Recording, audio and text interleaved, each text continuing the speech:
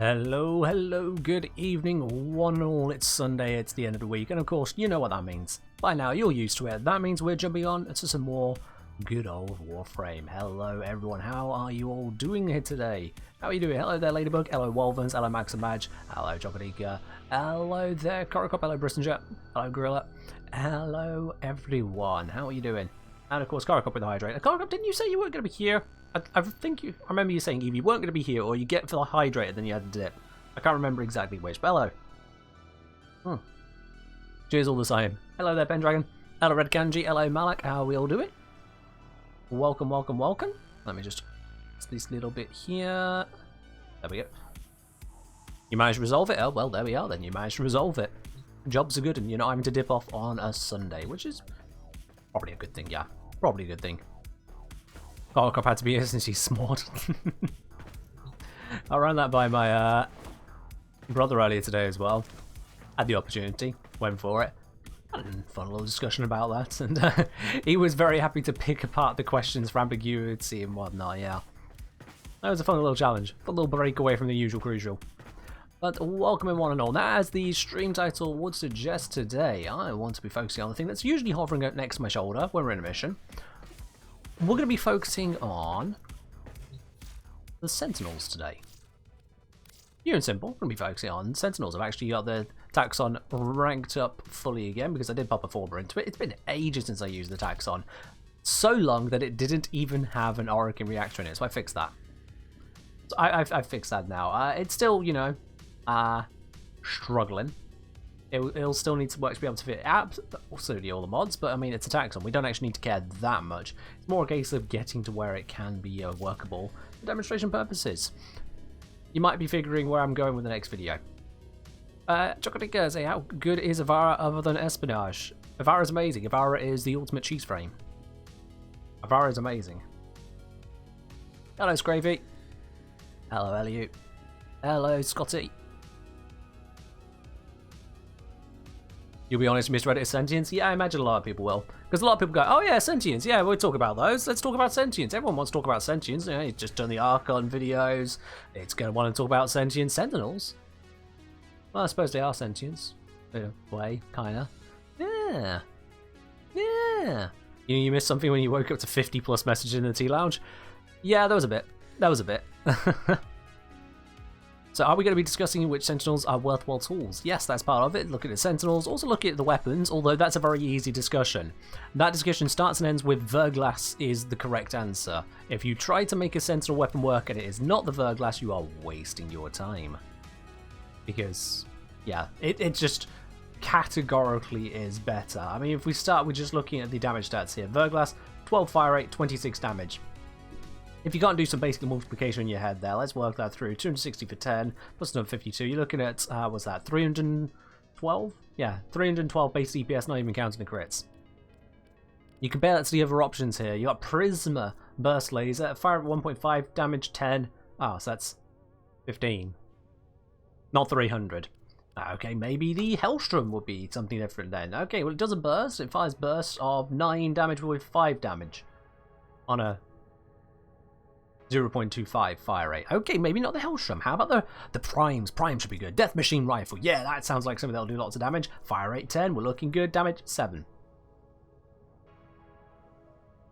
7. You thought the Volca... Let's say Volcax was pretty good. Volcax? Volcax? Oh yeah, there we are. Volcax. Alright, let's have a look. Volcax. Fire rate 1. 1. 35 damage. So you can have 35 damage, or you can have 300. I mean, it's really, really easy to tell which one is the best. The Verglass just completely outstrips all of the other Sentinel weapons. Like, hugely. The crit stats look good? Okay, let's have a look at the crit stats. So the crit stats are kind of there. Yeah, you got the crit stats 20% 2.5 times, so you can get some more work going on that. Fair enough. Fair. So you'll have to invest into crit mods as well. So if we have a look at my Verglass build, just as a breaking off point there, I've got it silenced at the moment. It doesn't need to be silenced, but I've got it silenced. But in order to make use of crit stats, the funny thing is about crit stats is that you first then have to take off mods to put crit mods in their place. So what are we taking off then? What are we doing that Verglas is now... sorry, the Vulcax is going to have to make up for it? What are we going to do? Because, like, yeah, we can take off the Hush, but so can Verglas.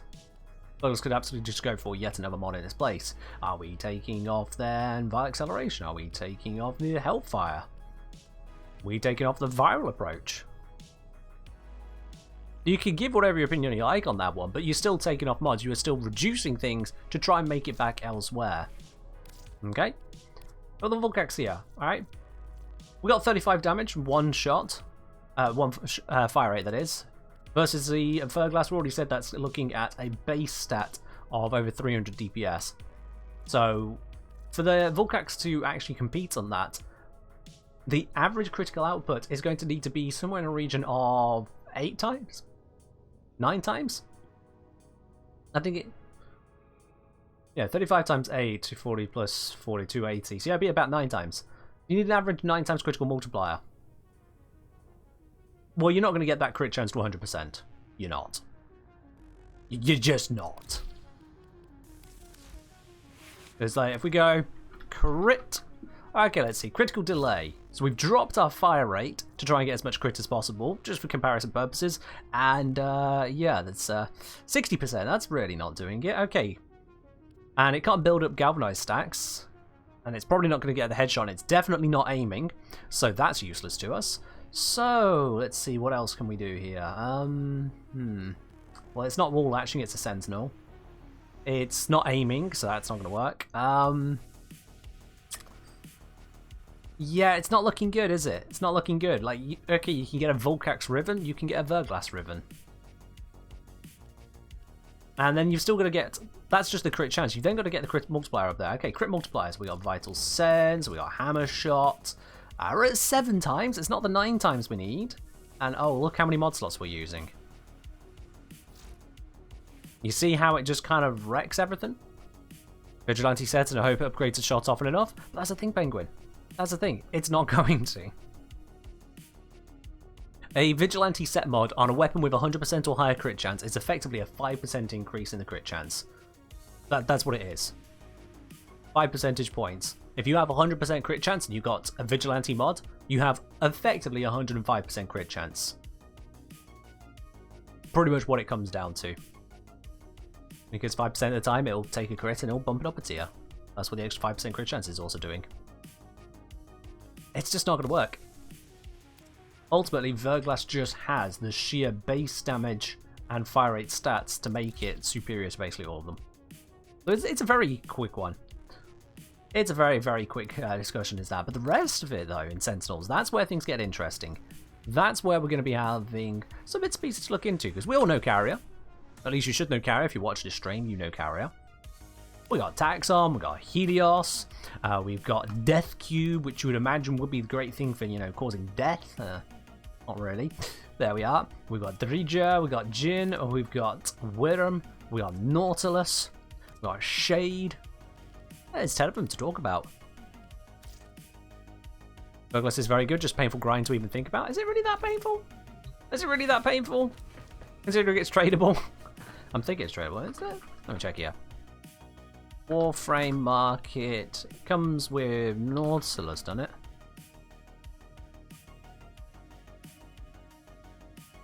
Yeah.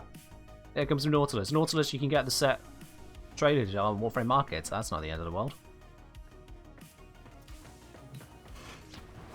So if your time cost is really that high, alright, fish out a few Orokin reactors worth of plat. Job done.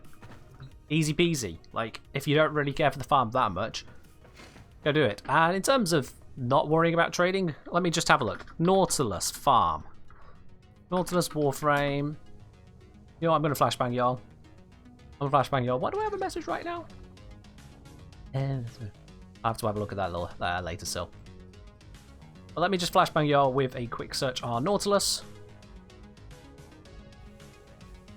So, you get the systems from Neptune Proxima Defense, apparently. BNC, it's caches. Caches and rotations, there's all kinds of weird descriptions going on here. Let's have a look at this, shall we? Where's the rewards? Neptune Proxima. Alright, so Nautilus systems you got on the defense rotations on B and C, or you can also get it from just doing a point of interest, which is the caches. So you actually got a few options that stack up there already. You've also got the carapace, which is from the point of interest on Neptune, and the defense on Neptune?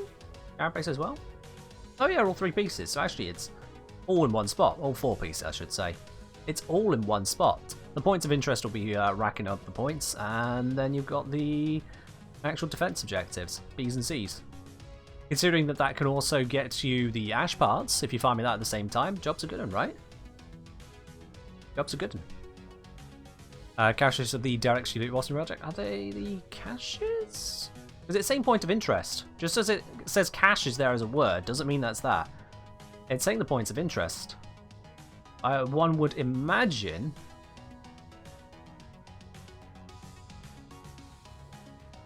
You've got, yeah, defense rotations, caches. First cache is awarded for completing points of interest. Second cache is awarded for activating terminals on the derelict. Oh yeah, you're right. Yeah, you're very right. My bad on that one. That is the abandoned derelict. So yeah, you do the abandoned derelict, and then you do defense, and that's how you get Nautilus. It's worth the plat value, considering how much that effort is, but it's not the end of the world. It's not like you've got 3 different defenses to go to. It's all in one spot. You do a single run, you add all... If you're looking just for a specific part, you're down to just the blueprint and you still refuse to trade. Blueprint 6% there, plus you've got the 4.65 there, plus the 4.26 there.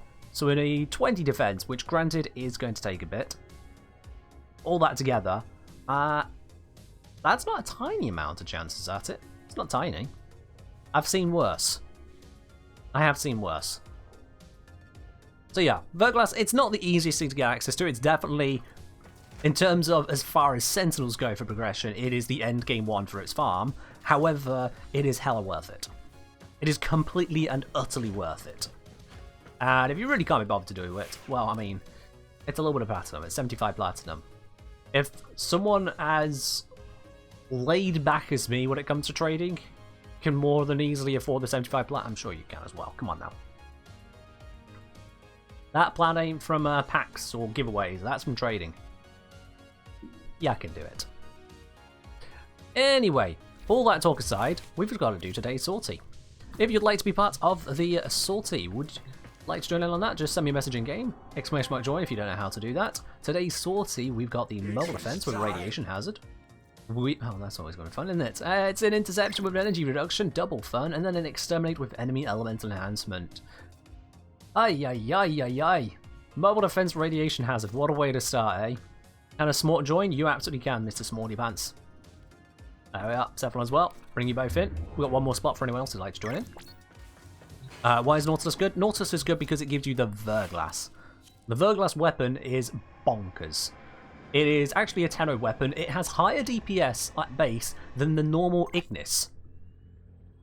Yeah, I know people talk about the Ignis Ray, but normal Ignis is where people start if they're going to go down that route, and this has more DPS than that. Look at this. Look. If I, it's modded stats, I need to find the unmodded stats. So, unmodded, base 26 damage per hit, fire rate 12, okay? Just remember those two stats, 26 and 12. Now, if we go into here, I go Ignis, I can't find the normal Ignis, I'm going to have to go to the market. Or just link it, that'd be easier. We had 26 and 12. Here we got 33, but 8. 33 and 8, and it also has a lower status chance. So when you compare that, basically, if you've got the Verglass equipped, once you've taken it from Nautilus and put it onto whatever Sentinel you like, Nautilus or otherwise, you've got your Sentinel dealing more than the Ignis, targeted as an aimbot with infinite ammo. It's a win. Any extra strongholds today? Not today, Sun King, nope. Not today. So when I tell you that the Verglass is an amazing weapon to have, it's because what I mean is it's an amazing weapon to have. Ignis wins on AoE. The Ignis does win on AoE. Absolutely. The Ignis being a beam weapon does have the multi-hit potential to it.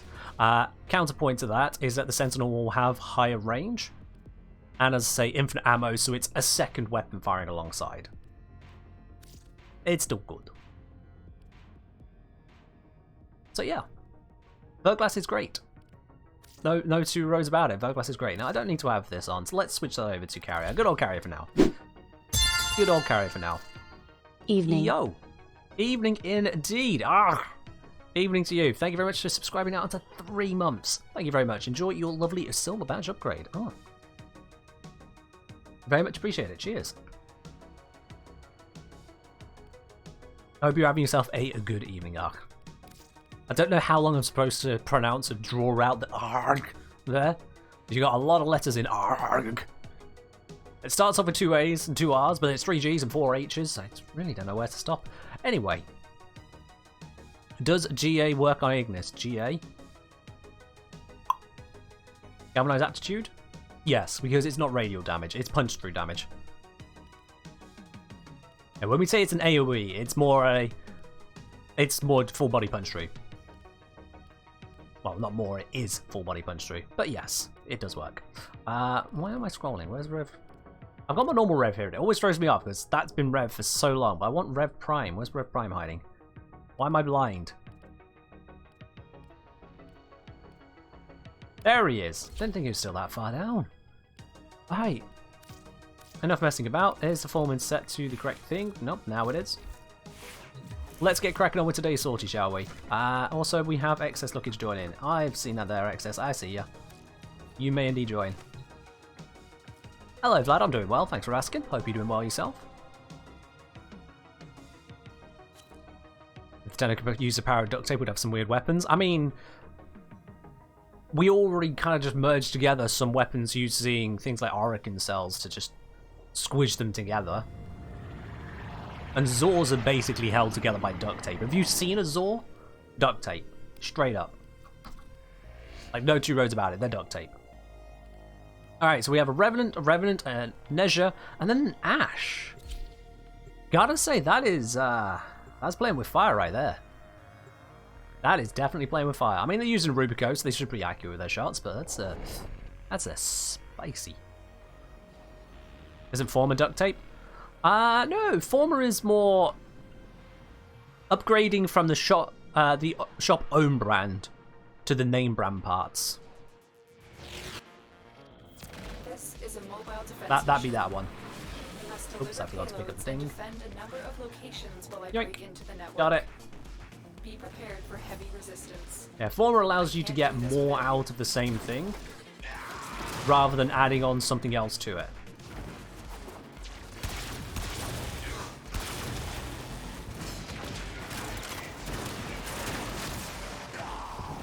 Alright, let's get cracking. Laser Disco! Because Laser Discos are strong. The enemies just kind of jump down like, haha, we are here to defeat you, and then they die. Talking about duct tape, they're using infested weapons? Well, I don't think the infested use duct tape. I get where you're coming from. You know what? I'm going to do some lasering up here. Almost made that. Almost didn't make it. That seems like a slightly higher platform. I want to be over here. It is a slightly higher platform. There we go. Now laser disco at the top of the world.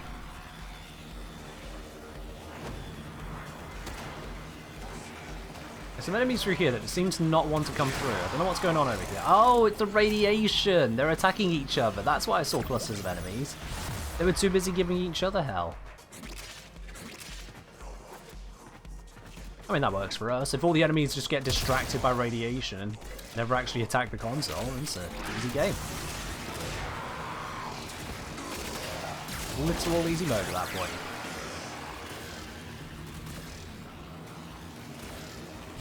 Area completed. Void mobile defense, sometimes mission failed. It's a bug. I am not aware of any kind of bug like that, my dude. Find one and patch I'm me not in. aware of any bug like that. You sure you're not getting rad procs and then blowing up the console? Either you or one of your allies. Because that would do it, you know. Quick rad proc, tap the console. We have about a bajillion damage. It only has, what, 12,000 hit points, thereabouts.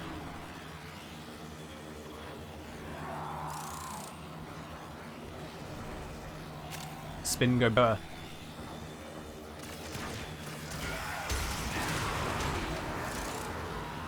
Now, I could be enthralling enemies as well, but I've taken off enthrall on this build.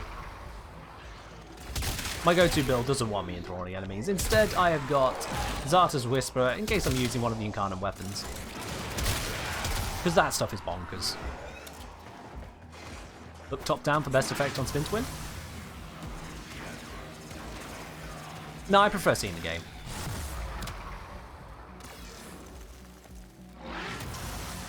You know it's dangerous for Zaki to stand in a console on Rad Hazard? Oh yeah, absolutely.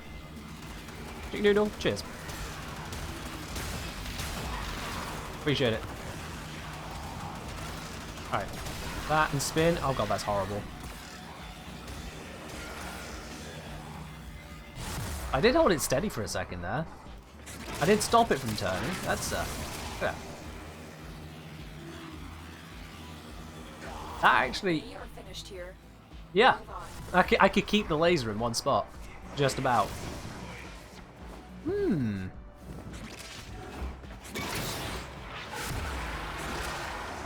Friend always plays Mesa and Rad Hazard. Are you sure they're a friend?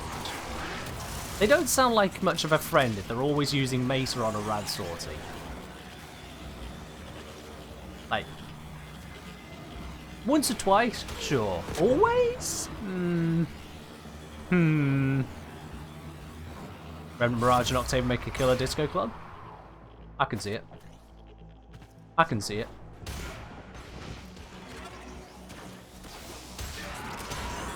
You could probably bring Vorban into that as well, actually.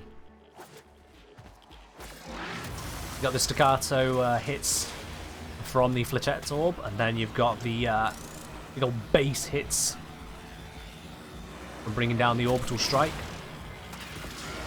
The brightest light you have ever seen when you stack up Vorban's vortices. There's 2 Xmas units at once. Oh dear. Well, they still died.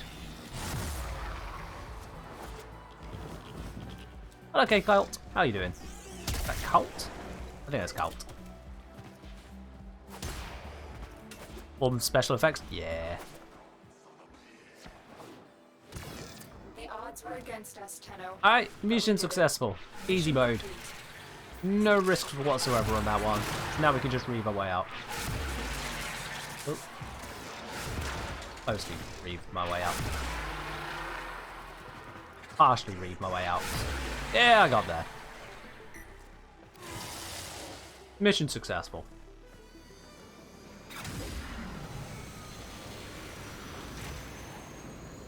Well, look at that. All those mods and not a single gold one. Huh. Stiffed.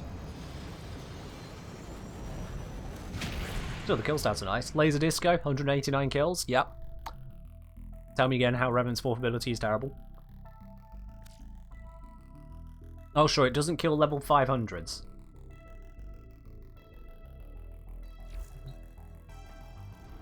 Okie dokie. Next one, we've got the Interception Energy Reduction. You know what I say to energy reduction? I say Lavos.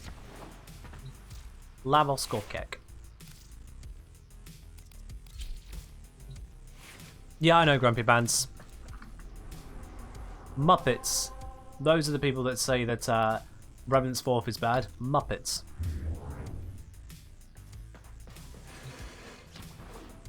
Eldre turned Revenant into an unkillable melee platform with Warcry and a strong melee. I can hear Valkyria raging at you saying that, but you're not wrong. You're not wrong.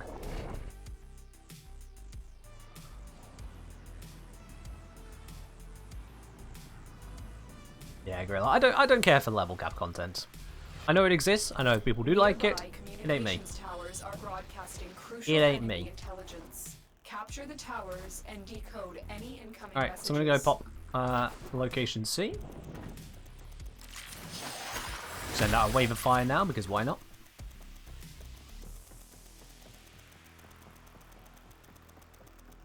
Valkyrie's kind of raging at everyone. Oh yeah, Valkyrie is pretty much rage against the machine, and also the Corpus and the Grenier and everything else they can. Pretty sure if Valkyrie found a mirror, that would just be an endless cycle of rage. Just constant.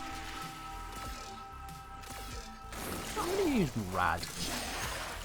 Let's make this worse for the corrupted. Rad procs for everyone. Oh, that was beautiful to watch it all light up. And they all died. Oh.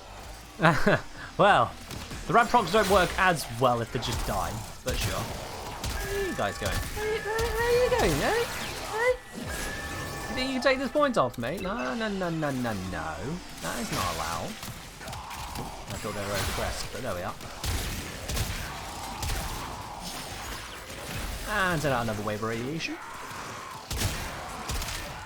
Everything on the ground floor, suddenly redefining friend foe.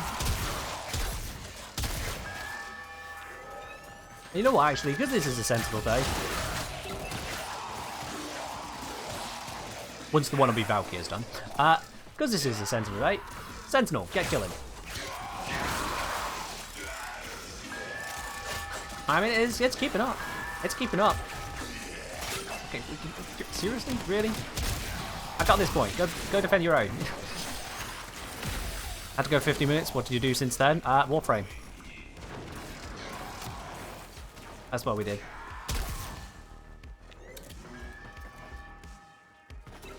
Go. Sentinel. Take out that one. Take out this one. You see? Third class kind of do kill. Yeah, it's not an instant one-shot kill. Anything fancy like a Omen or a Tsar. And it's not got the AoE aspect, but it kills.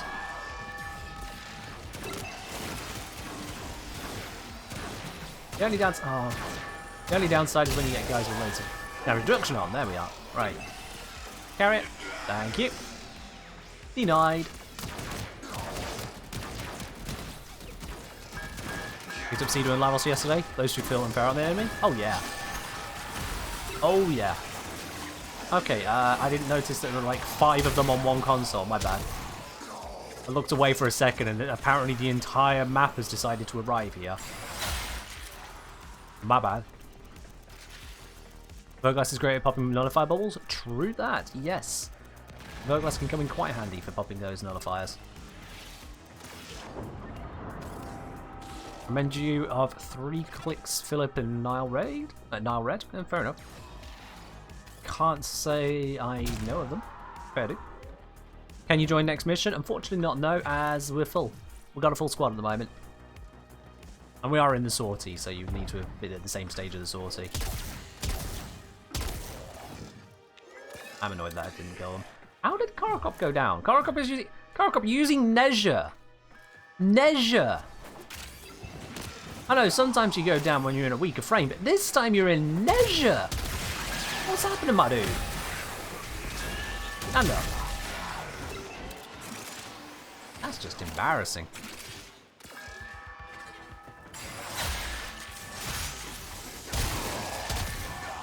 Without efficiency? Okay. I mean, you made a build. I'm assuming you made a build. You didn't copy this off of Overframe, did you? You just saw some build on Overframe that said, yeah, max strength, no efficiency, all the win. Please tell me you didn't. Oh, right, it's energy reduction sortie. Right, I forgot, because Lavos. Ah, I forgot. So the Halo costs 75, you have 56 max. Alright, you didn't adapt to the sortie. XSA, is Overframe bad? Overframe is community sourced.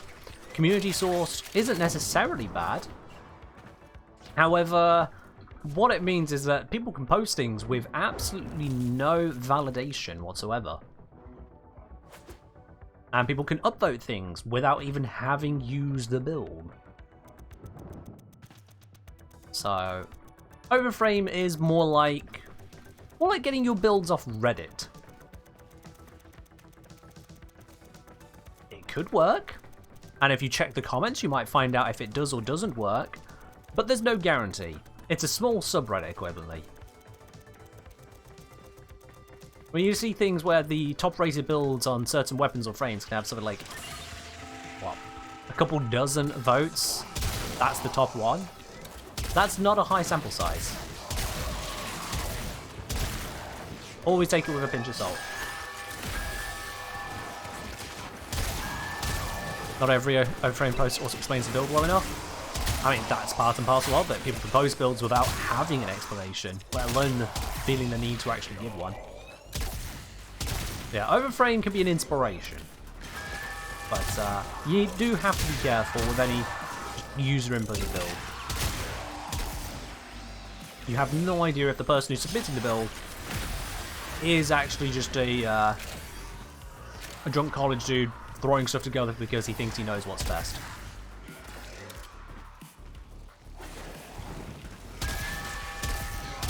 Also, there are people that still believe that corrosive is the only damage type to use.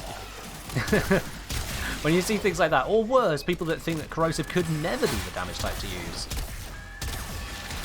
Turns out that the game actually has some variety going on. Who knew? You use it to check DPS. Even then, you have to be careful because the DPS calculations on it, you've got either without conditionals or with conditionals. With conditionals, we're like, oh yeah, what's that? You've got 5 different damage types on your weapon? Well, that means you always have 5 status procs for your conditioned overload, right? Like, well, no. Wishful thinking, but no. That's not how it works.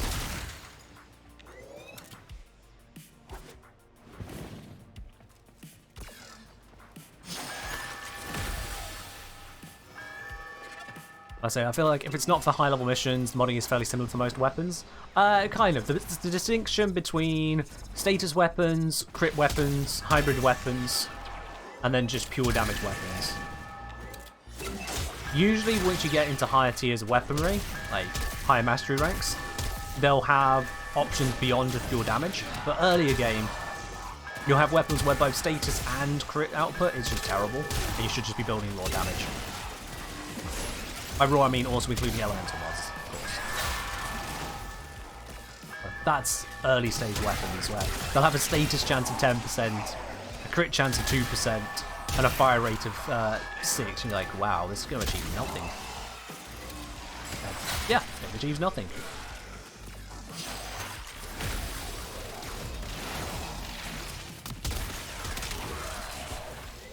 Always take it with a pinch of salt. When you get community-sourced opinions on anything, unless they can validate it for you, take it with a pinch of salt.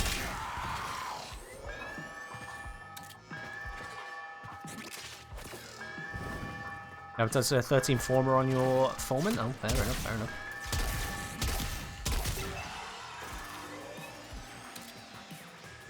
Alright, we are done. Let's just clear up the riffraff and get out of here. Interception intercepted.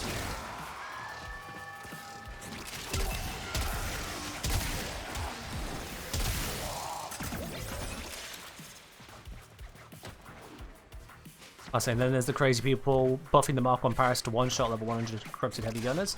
I mean, you could get anything to one-shot the right enemy if you specifically build for just that, and also bring in loads of external buffs. Yeah.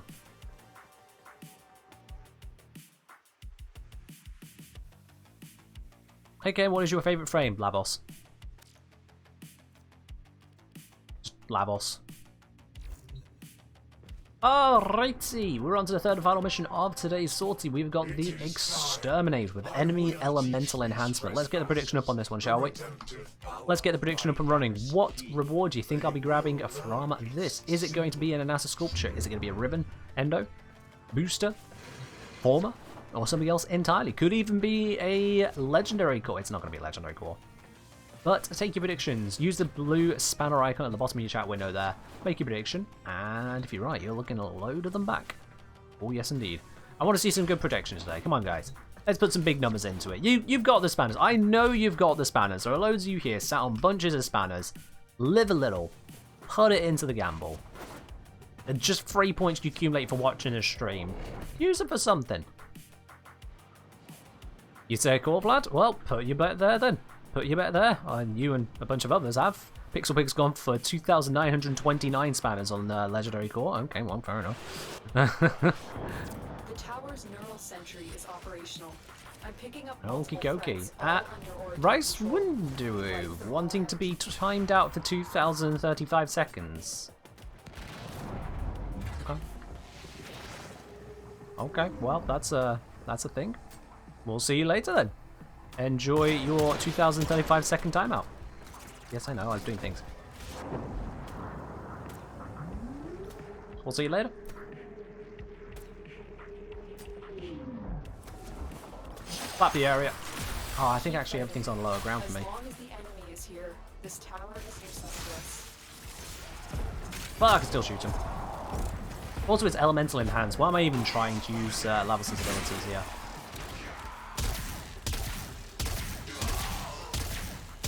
I could aim, that'd be amazing.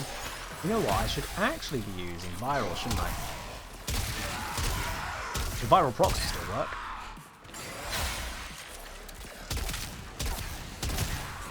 Yeah, that's better, isn't it?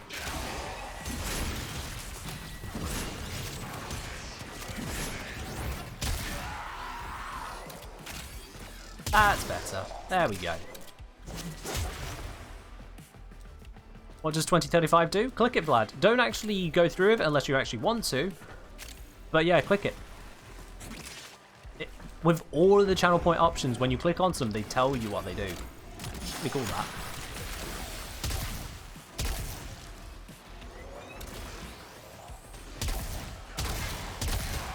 That guy wiped up. Let's pop up here. You gotta love an enhanced bullet jump. It just feels so good. When you get a big open tile like that, so jump all the way up here and you get to do it in one single bound. Oh, that's what it should feel like. Oh, it's below me. I thought it said there was an enemy right there, but below me.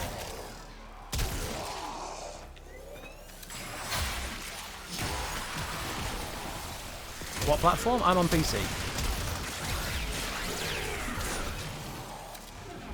Elemental enhancement on a heavy gunner Xmas. Choose through a bit.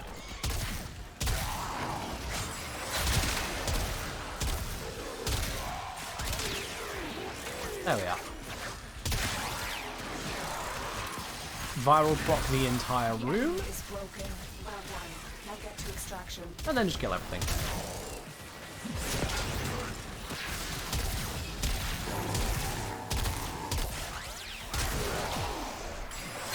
I suppose we should be leaving. I wanted to get more kills, but yeah, we should be going.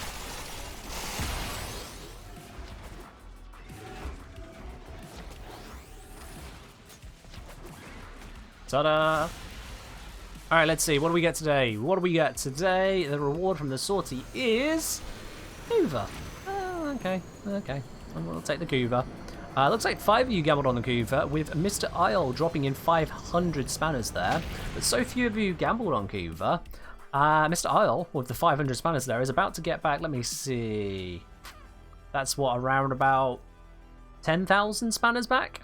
Yeah, that's a win right there. Gamble 500, get nearly 10,000. That's a good return. Elliot, yep, you won as well. You gambled on number 4. You gambled on Hoover. There you go. Is my Lavos guide still up to date? With a exception noted in the comments that since the Lavos guide, D changed how efficiency scaled on Transmutation Probe. It used to have a lower base, so efficiency does matter more. And so what I changed as a result of that is rather than having Blind Rage, rather than having that one, instead gone for Primed Continuity. So bringing up that duration, bringing up the efficiency, dropping down the strength. The strength you still have plenty of, certainly as this scales better with status procs than it does with strength. The other thing is that for my usage, I generally have Swift Bite on. However, that's not necessary. You can absolutely go for Augur Reach, the more range instead. Or if you wanted more strength, you could go for Augur Secrets, whichever is your preference there. But Swift Bite is usually my go-to, because it allows me to go for a more caster-focused approach, whereas the Restoration from Transmutation Probe on its own isn't normally enough for a full caster approach. But with Swift Bite, you can go absolutely ham. So yeah, pretty much the same. There are a couple changes there, but that's because D changed the game twice. And that'd be that. sentinels, I've been wanting to mod up the Fang Prime, but Zoris has just been vibing, especially since I can use it during Profit Taker. I mean, fair enough. Fang Prime is pretty terrible. It's pretty terrible. Like, We have a look at the stats here, and I think its counter... Ooh, I didn't mean to click that. Back off. Its counterpart is the Neferi, isn't it? Yeah. In terms of similar stuff. So the Neferi here have significantly higher base damage. They have the slightly higher range. Same attack speed. Same combo. Ignore that bug there. Same blocking angle. Same follow through. So its range is up. The damage is up. The crits are a little bit lower. A fair amount lower. But it still works out in your favour, and the status is up there as well to help you get more out of both the heat and the slash. And the Neferi are actually just pretty much better than the Fang Prime. Fang Prime just kind of dilly-dallying. It's not amazing. But yeah, you can go for the Fang Prime, but there are better options, quite frankly. There are just better options out there. I'm not a fan of it. I'm going to guess that's a D polarity there, isn't it? But the way I've got this modded, that's got to be a D polarity, isn't it? Yep, it's a D. Of course it is. Neferi is a range attack too. The range attack is a bit naff. But yeah, they have them. Do I like Lavos as a railjack pilot? Yes. Lavos is a good railjack pilot because all three of the railjack abilities will have their own separate 10-second cooldown. So Lavos can use all three of them independently. No energy concerns whatsoever. Just 10-second cooldown. When you consider that most frames then deal with those abilities are what, usually 50, 100, 150 energy for the three options. That's a total of 300 energy every 10 seconds to keep up with Lavos' casting. That's a hell of a lot of energy. 300 energy over 10 seconds, 30 energy per second is a lot of energy demand. Lavos can skip that out and use all three abilities almost at will. Hildren, I would not suggest Hildren as a pilot, no. Hildren has the shield scaling cost, much like the normal Warframes have energy scaling costs on the abilities. However, because Hildren's shield scaling, shield cost is so much higher, it jumps up a lot higher, but still comes down at the same speed, meaning it actually prevents you from recasting abilities. Phone, you do this almost every stream these days. What's going on? I told you to shut up. There we go. Sorry about that. So yeah, Hildren is not actually a good pilot because the shield cost. Lavos is good. Wisp, yeah, Wisp can work. Proti can work. Proti is actually very good for it. Garuda's good for the energy cost. Harrow is very good for the energy cost because Harrow can generate energy from kills. That includes whilst piloting. That can be pretty spicy. But Hildren is not a good pick for a pilot, no.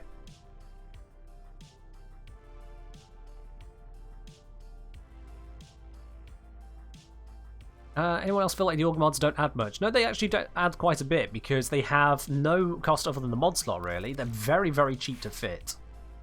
Look at this. No, Org mods. Very, very cheap to fit. Org message there, 24% ability duration. That's just slightly less than you'll get from normal continuity's 30%, but it's got a lower drain of only 7. It goes onto a dash polarity rather than a V polarity, so that can help with polarity fitting. And it gives you the shields and energy. Sorry, shields from energy spent. Doesn't apply to Lavos, but applies to most frames. Same with Augur Secrets. Just slightly less powerful than Intensify, but much cheaper to fit. Again, dash rather than V polarity, and you get the shield bonus. Augur Reach, it's weaker than Stretch, quite noticeably weaker than Stretch. This one's only 6% down. That's 6% down. But from Stretch there, we're down 15%. That's quite the drop. These are 20% lower than their standard counterparts. This one is 33% lower. The trade-off, however, it's one of the few ways to really extend your range properly, because your next option is overextended. That costs you a lot of strength. And again, you get the Augur set bonus. The Augur mods are actually really, really good mods. If you want to talk about bad mods, there are plenty of terrible, terrible mods that most people just look at and go, why the hell do you exist? Hey, interesting. 40 and a percent amount of faster stagger recovery. Yeah, I can do without that. Chance to deal electrical damage when struck by melee enemies specifically. You know what? Really, that's a waste of most people's times. Basic vigor. No, just no. There's plenty of terrible mods. All the damage on bullet jump ones? No, not quite. Not quite. I will argue against that. I will argue against that because I have, for example, Firewalker here. Yeah, you don't really care about the damage on bullet jump, but the actual bonus to bullet jump, now that's a positive. That is a positive. But you just need one of them, yeah. Are the Archon mods worth getting? They're not a high priority, no. Archon mods are used in very, very specific builds. So, unless you are using one of those specific builds, you can move on from them, honestly. The only real benefit for Archon mods outside of those specific builds is that for, if I just search up the Archon mod real quickly to remind myself, so for Archon Flow and Continuity, they level up to the same base bonus as the Prime mods, like Prime Continuity is 55%, Archon Continuity fully ranked, 55%. So if you don't have the Prime mods, these are effectively workarounds for that. Slightly harder to fit, doesn't always come up as an issue, comes with a rider bonus, but that rider bonus very often doesn't actually come up. So if you don't have the Prime mods, then they're not budget primes, but more workaround primes. But the other three, yeah, exceedingly niche. Very niche. Something like I was saying, I thought the bullet jump mods gave you the status towards your weapon. Yeah. No, they wouldn't be that useful. No. What about the bleed out mods? Those are pretty bad? Yeah, bleed out mods can just be generally ignored as well. Ripon is saying, neat railjack trick. Combat Discipline and Arcane Avenger can trigger the Plexus mods for crits, replenishing ship shields and damage stacks. Oh, well, fair enough then. That works. Fair enough. Alright then. As the stream title suggests, I want to talk about some sentinels some more. Let's have a look at these. Can I search by sentinel? Oh, I can. That works. Nice. So despite the 11 items I got... No, not 11. Count again. 15 items I got showing here. Some of these are variants. We got the carriers. Actually, if I sort by name, that might help us. The carriers, the death cubes, the Dirija, Jin, the Helios, Nautilus, Oxus, the Shades, Taxon, and the Worms. We got 10 different sentinels. Now, all of these sentinels have a place, but it's trying to figure out exactly what places we have and going from. Do I have a Vulpophiler named Thagomizer? I do indeed, yes. Yes, my... let's see, which one is this one? I didn't say on there, does it? But yes, I do have a Panzer Vulpophiler called Thagomizer, yes. If you have a look at that tail, it makes sense why I've called it the Thagomizer. And if you don't know what a Thagomizer is, look it up because it has a wonderful history as a word. It really does. Yes, that's why I've got a Thagomizer. But anyway, we're talking about sentinels today. We're talking about sentinels. So I sort this back to the name. So, Carrier. I love Carrier. Especially Carrier Prime. Carrier Prime is an absolute beast. Base 400 health for a Sentinel is actually really good. Like, that beats out a lot of Warframes. Same with the armor. 150 beats out quite a number of Warframes. Surprisingly capable tank in that regard. When you compare to, most of the Sentinels where their health and shield and armor stats just do not compare. A lot of them are terrible in comparison. Some can keep up a bit, like Worm's not doing too bad. But Carrier is top tier for that kind of tank. But also on top of that, Carrier is the looter one. It's just popping crates all around me all the time. It is able to generate ammo, which can come in quite handy for a variety of different weapons. It's just beautiful to have. It is just beautiful to have. Carrier's mostly focused on fights, unlike others. Fights and loots, which is the main thing we're here for. We're looter-shooter. And Carrier's like, oh, you're looting and shooting, are you? Well, let me allow you to do more shooting, and let me allow you to do more looting. Wow, yeah, that's literally what we're here for. Thank you, Carrier. That is bang up the one we want. Death Cube. Death Cube's in an interesting spot. So, its uniques. We've got Vaporize. Sentinel will deal 600 damage to an enemy within 30 meters. On the one hand, 600 damage. On the other hand, 600 damage. Like, it's 2 seconds of the Verglass firing if the Verglass has absolutely no mods on whatsoever. When you do mod the Verglass, it is, well, let's see, fire rate of 22 and a damage of 382. Will deal 600 damage in around about less than a tenth of a second. Less than a tenth of a second of this weapon firing, not even counting the bonuses from heat and viral. And that is the entire damage of Vaporize. At low levels, it sounds pretty nice. You get this piercing sound, and an enemy nearby just vaporizes, yeah. But if you're no longer at level 15, it kind of sucks. Thoughts on sensitive weapons? Get Verglass or otherwise don't. If you haven't got Verglass, I would genuinely say the only other sentinel weapon to care about is the first one you get, Artax, because it has a built-in cold proc, guaranteed cold proc on hit, which acts as a mini crowd control. It helps slow down enemies which are charging towards you. That can come in quite handy. But if you're not using Artax for viral and cold procs, then you're using Verglass. Those are the two correct options. All of the rest of these could cease to exist, and you wouldn't miss a damn thing. Really, seriously. Oh sure, there are some which are going to be better at delivering cold and viral procs than Artax, but by the time you're caring about optimizing your sentinel weapon, you grab the Verglass. You just grab Verglass.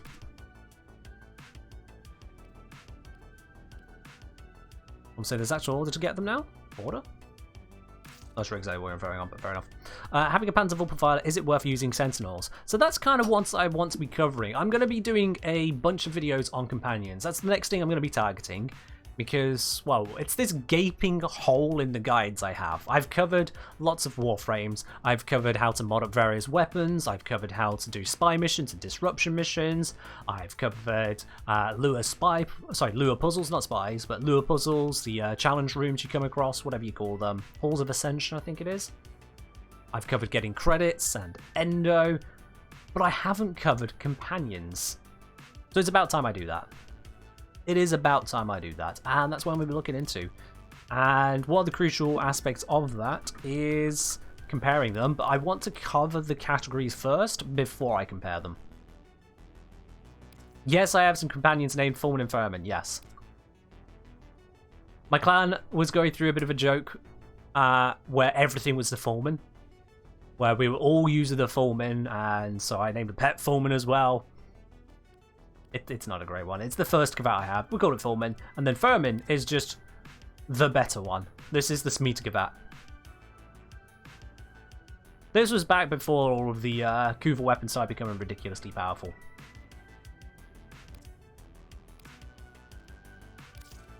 So yeah. So, with Death Cube then, the other stuff that it's got going for it. Let's have a looky-loo. So Vaporize we can just ignore. It's pretty poor. The other uniques that you get for Death Cube, I believe it's just Energy Generator. Death Cube drops an Energy Orb after assisting in 10 kills. Now that is, I mean, it's 10 kills. It just needs to tap 10 enemies, and if you're using Verglass, it's probably going to do a better job than that at it. But after 10 enemies being in close vicinity, that's an Energy Orb. I mean, that's not terrible. Realistically speaking, that's not terrible energy output. It'll certainly help you. You add that onto basically any build, it's more energy. If you've got Arcane Energize, that's even more energy. So that is a positive. It's Death Cube specific, but it's a bit crap. Because it's nothing amazing. It's just adding a little bit more energy into your economy. Wasn't it 8 assists? That definitely says 10 right there. Definitely says 10. So yeah, Death Cube, the weapon it comes with is frankly terrible. Death Machine Rifle Prime, base stats, fire rate of 10, damage of 7. So the base DPS there before crits is 70.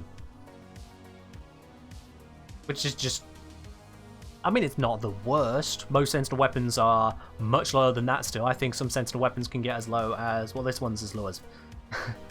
This one is a DPS of 5 pre-crit. So 70 is a huge change from 5 on the Artax, but 70 is still pretty damn terrible.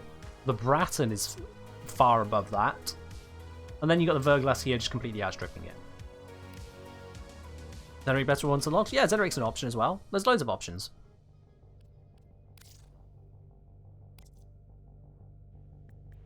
Red saying, kill assist, you can even mod gas to attack more enemies. True, yeah, if you're in a very enemy-dense situation, modding gas would work there. You're very right on that. Good shout. So yeah, Death Cube. Its weapon that innately comes with is just nothing to talk about. That was Death Cube Prime even, and the basic one is even worse. And its options are Vaporize, which is terrible, and Energy Generator, which is, it's nifty. It's B tier. Then we got Ridger. The Ridger I have to remind myself of every time, because if you ask me to name all of the Sentinels on a typical day, I would forget this one exists 10 times out of 10. I seriously would. So, maybe I need to learn about it a bit more. I put in a Orokin reactor before stream, but that's all I've ever done with this one. I leveled it and then walked away. Which is not great. Not great. So we got Arc Coil, Sentinel will zap some amount of enemies. I need to actually fully rank that. Let's put these on and fully rank them. Just to get the proper indication as to what these will do. These deserve to be fully ranked. And then Electropulse do the same. Okay, so with the Arc Coil. So Sentinel will zap up to 7 enemies nearby within 10 meters, dealing 100 electricity damage with a 10% status chance. So it's putting out a little bit of electricity. It's cute. Status chance meaning you're occasionally going to get an actual zap out of it, slightly stunning an enemy, but it's nothing amazing. Electropulse. Every 5 seconds, Sentinel will continuously zap an enemy within 15 meters, trapping them in a stun state. So it'll literally stun an enemy. That's the main thing that it's really doing. But it's not doing a lot with that. And then you've got Calculated Shot, which is basically assault mode. Basically assault mode, but higher range. Which is, it's a thing. Yeah. Why do I have a legendary core? What do you mean, why do I have a legendary core? Why wouldn't I have a legendary core?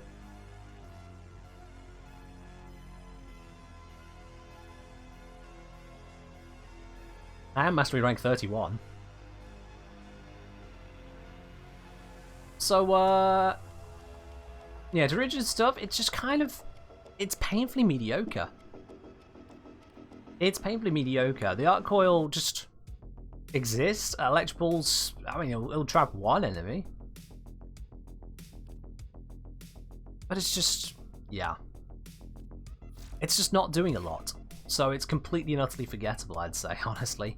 It's forgettable. You get the Volklok sniper rifle with it, which is, there it is.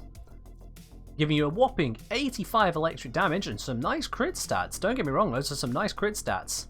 But the fire rate is absolute sin. So the DPS output is actually pretty bad. It's actually pretty bad.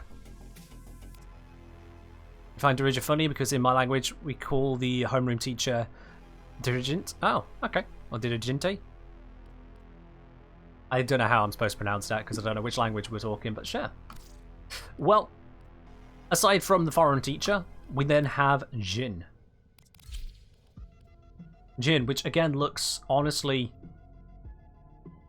quite something. Also, we got some clipping going on up here. Ew. Alrighty, Jin, what do you have to offer us? Now, this is where Jin is, it stands out in the Sentinel crowd because it has Reawaken. Upon death, automatically revives itself after some amount of time. Huge problem. That some amount of time is, well, let's again, finish leveling this up. Oh, wrong button. Let's finish leveling that up, shall we? Shows you how much I've used these Sentinels.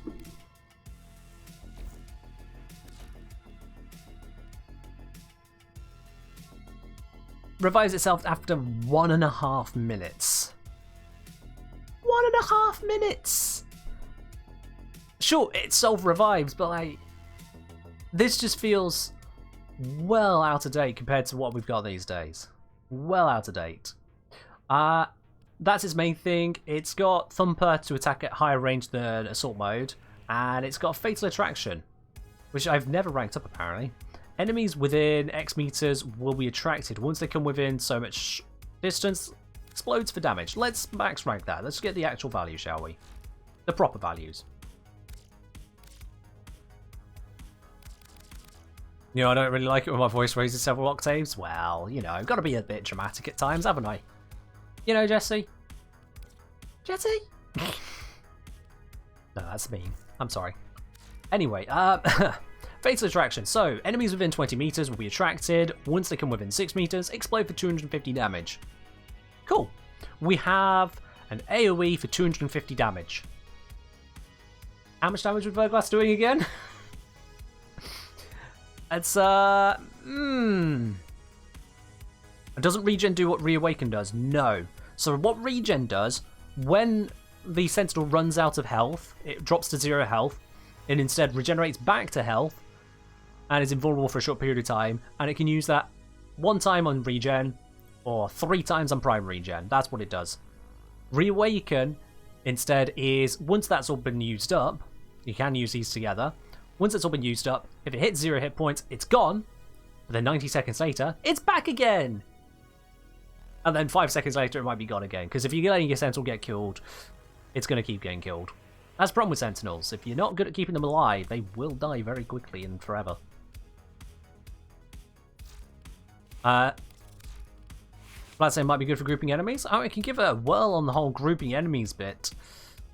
The thing is, if an enemy's within 20 meters, you're probably going to be killing them soon enough already. And it says attracted, not necessarily grouped, attracted. So that seems to be more controlling the AI. Let's have a feel of that. Let's see how that works. You know what? Enough platitudes. Let's take that somewhere. I'm going to drop squad for testing purposes. Thank you very much for you 3 who joined on the sortie. Let's head down to the Simioi Lacrum. And give that a quick whirl, shall we? There's also a bad tendency to die in infested steel path missions. Sentinels can survive if you remember that they're there and act accordingly. That's the main thing. They can survive if you act accordingly. If you don't, then yeah, they'll die.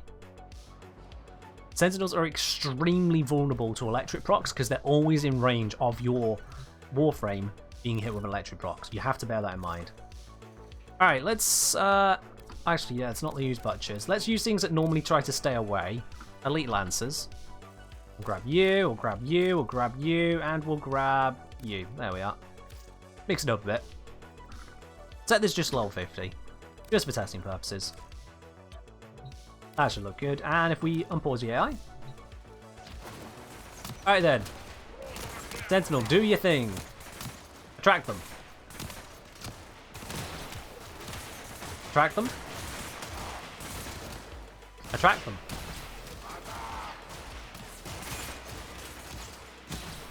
If it's supposed to look like it's doing something, I'm not seeing it. Hold on, let me check. Did I accidentally forget the mod or something?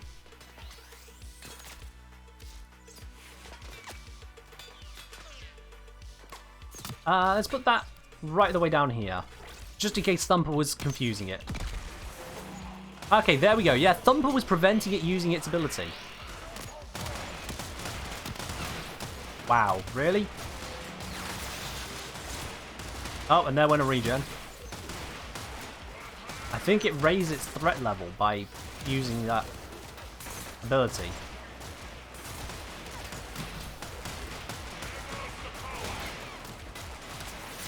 Oh, no, they're definitely targeting the Sentinel. That's not common. That is definitely not common. Come on. Come on. Nope, there goes another life, and it's absolutely not using its ability. Alright, let's kill these guys. Oh, and then it activates again, I heard it. Yeah, so that doesn't really look great, does it? That really doesn't look great in terms of, hey, look at this Sentinel's specific ability, where it fucking does nothing. Let's, oh, I can't fit that on, whatever. Let's just give it a few extra stats. It's not going to show on the arsenal because, you know, coding is difficult, guys. Coding is very hard. Alright, it's got a few more hit points now. Let's give it a whirl.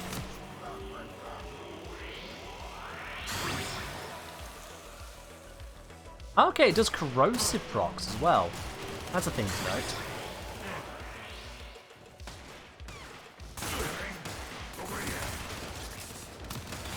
Just go for a jog. Oh, okay. Jin just got killed, and the regens have been used up because that's how this game works. So now it's on the respawn. Yeah. I gotta say, as far as options go, that's not one of my top picks right there. That is not one of my top picks. But on companion invincibility, Crown Ladybug, I shouldn't have to. I really shouldn't have to. That's the point. Because if you need to make it invincible against level 50s, it's not going to work. That's the whole concept we're dealing with here.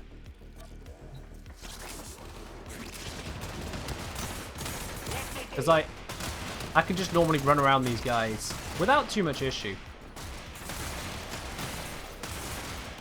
The carrier, not dragging too much attention to itself, can handle. Obviously, I'd be killing the enemies as well, but we're seeing, okay, well, what's its ability going to do? Jin's ability. Is it going to really help us out here? And it wasn't helping us out. It wasn't helping us out. It was actually just insulting. Yeah, that'd be that on that one. Jin looks like it could be good, but it just... The only thing it's really got going for it in the end there was the fact that it can come back after 90 seconds. Frankly, I don't want to be without a companion for 90 seconds. So that's not actually that helpful. Hello, Canuck. Does Jin also have synergy with Gazelle Machete? Some of them have some kind of synergy somewhere. I forget about it. Gazelle Machete. Each kill of this swooping blade adds bonus damage to Jin Sentinel's next Fatal Attraction ability. In turn, Fatal Attraction bestows the weapon with a period of corrosive damage. Okay. Well, you've got some forced synergy going on. You got a forced bonus. Yeah. Glad I'm seeing your joke. I see it. You made it the same joke twice in a row, mate. I see it. Does rather grumpy pants, yeah, so totally worth it, Jin. At that point, yeah. We can move on from that one. So we've got Carrier, amazing because it sees you looting and shooting and says, hey, let me help you with the looting and the shooting. We've got Death Cube, the energy generator, but otherwise that's pretty much about it. We've got Dirija, the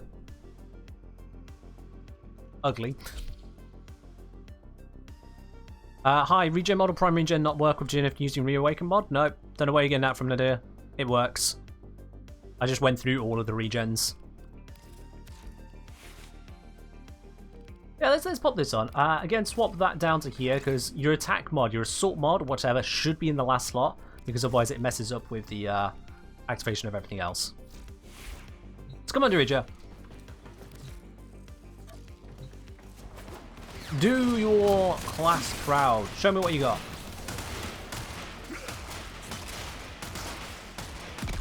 Okay, so it's doing a bit of zappy zapping. A little bit of crowd control. Not a lot, but a little bit. And it is grabbing this guy here and proccing him with a few hundred electric procs. If only they had some real damage behind them. But it is a few hundred electric procs. You know, that is a thing. Would love to see some actual damage behind that.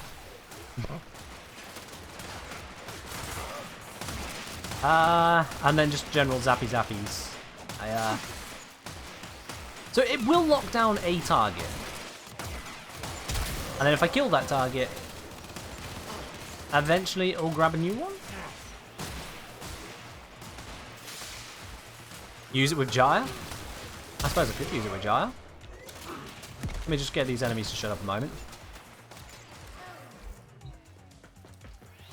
Yeah, this could be a Jaya supporter. As we'll look at the passive here. Jaya's abilities have a 10% chance to deal critical damage for each electrical status that affects the enemy. Alright. Let's put some actual defensive mods on this. Okay, there we are. It was stuck. Imagine if it was heat procs. Heat procs would be more interesting. Yeah, you're very right. Alright, so we've got regen. Let's make that prime regen. Let's put on some health tank. And let's see, we've got arc coil, salt mode. Actually, take off the salt mode for now. We don't need that right now. Let's put on Medi Ray, so it's healing me. Let's put on Repair Kit, so it's healing itself. There we go, that'll do for now. That'll do for what we're testing. Alright then, level 50 enemies. Very, very basic, but let's give it a whirl. So that one. Oh yeah, it's the ability, isn't it? Oh, I'm not Lavos, I need to be more careful. I am not Lavos. I can't just stand in front of the enemies. Well, I saw that red crit. I saw that red crit right there. Gonna shock this one? No? Doesn't feel like it? Nope, it's gonna die? Okay. Hi, maybe you want to lock down this one for me. Lock it down. Come on, you know you want to do it. There it is.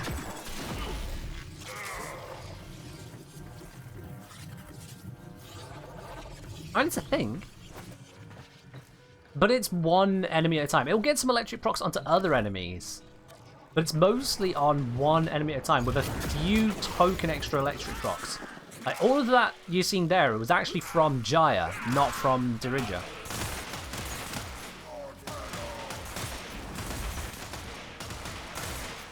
Dirija's locked down one guy, and I can put one guy into a lot of hurt, but that's really about it.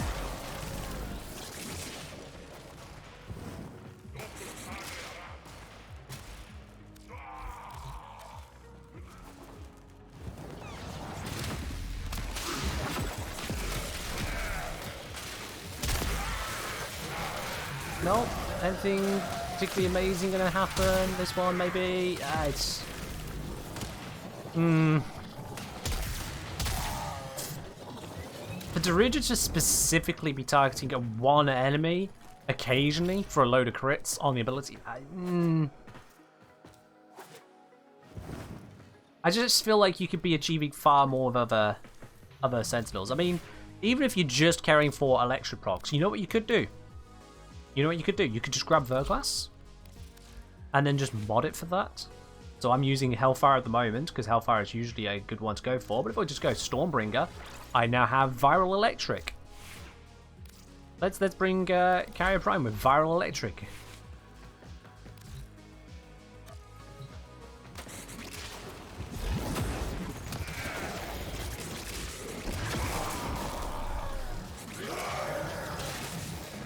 And it just kind of goes zappy zappy. Yeah, I mean, I just kind of straight up killed them there, didn't I? The crowd control was too much.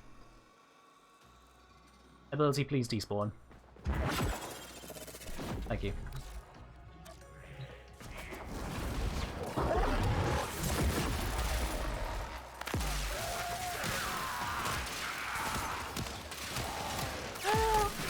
Yeah, we'll just leave this Burglass doing Burglass things. Ooh, don't die. I would say don't really look to your Sentinels for the electric procs and Jaya. Just do it yourself. Let's be honest now. Jaya can sustain themselves well enough. You don't need a Sentinel to try and cover that. Is Jaya worth the extra time and energy? Yes, it's another powerful Warframe. Give it a try. Give it a try. Give it a whirl. Addy with the EDM request. I suppose the day does end in a Y. There you go. You've watched Jaya melt an arc on you. Don't know what they did, but it straight up ate it alive. There are many ways of doing that. Yeah. Alright, Verglass off again. We're back to looking at the Sentinels. So, as expected there, Dirija technically was doing everything it said it was going to do, and the result was... eh. What does the good vibes option do? It adds good vibes to your channel. You've given good vibes. Can you see what song is currently playing at any given moment? I'm afraid not, no. I haven't got that set up. Not something I've ever looked into doing, to be honest with you. Because I'm not running it through like Spotify or anything. This is just literally music saved onto my computer that I have verified is safe for me to use.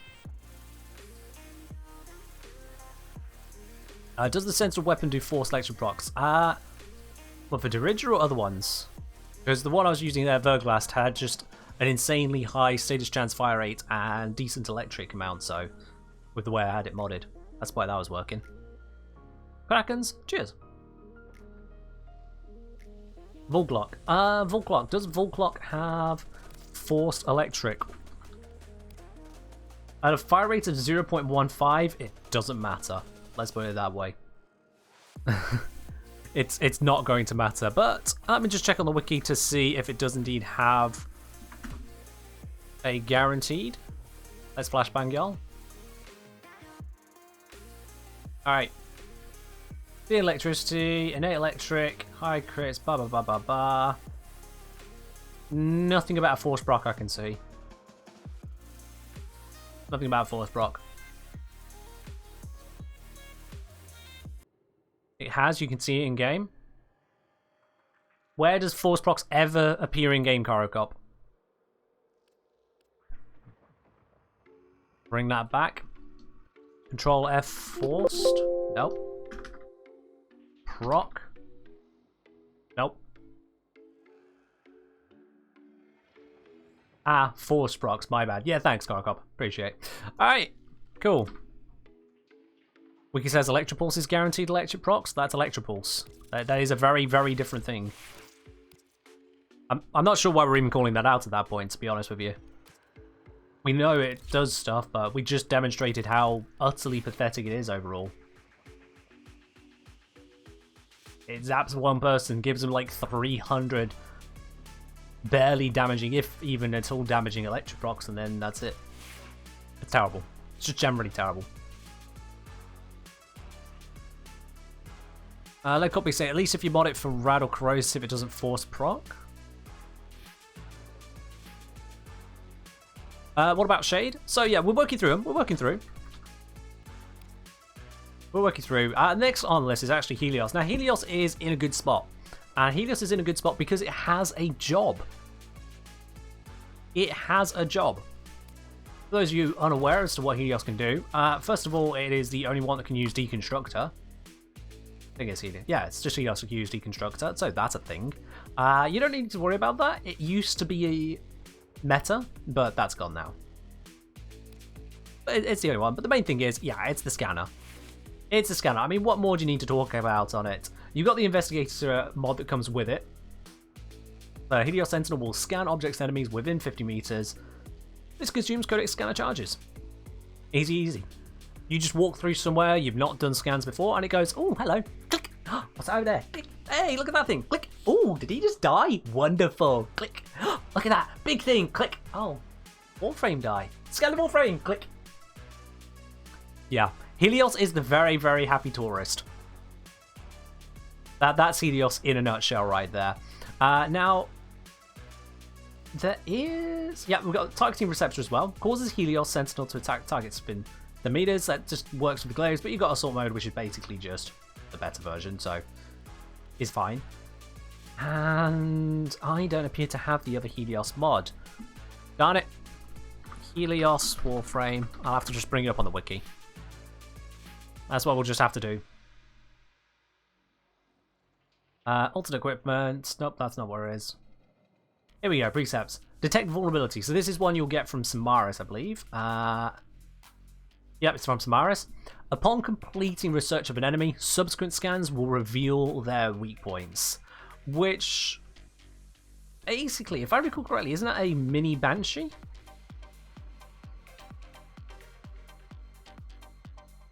It says randomly select an enemy within 30 meters mark. Mark appears as a highlight in the Sentinel's energy color, visible to all members of the Sentinel owner's squad on a randomly selected enemy body part. So yeah, although it functions similarly to actually sonar, the highlighted weak spot is smaller and will not trigger resonance. Yeah, but otherwise it's basically a mini Banshee. Super mini Banshee, that's what it is.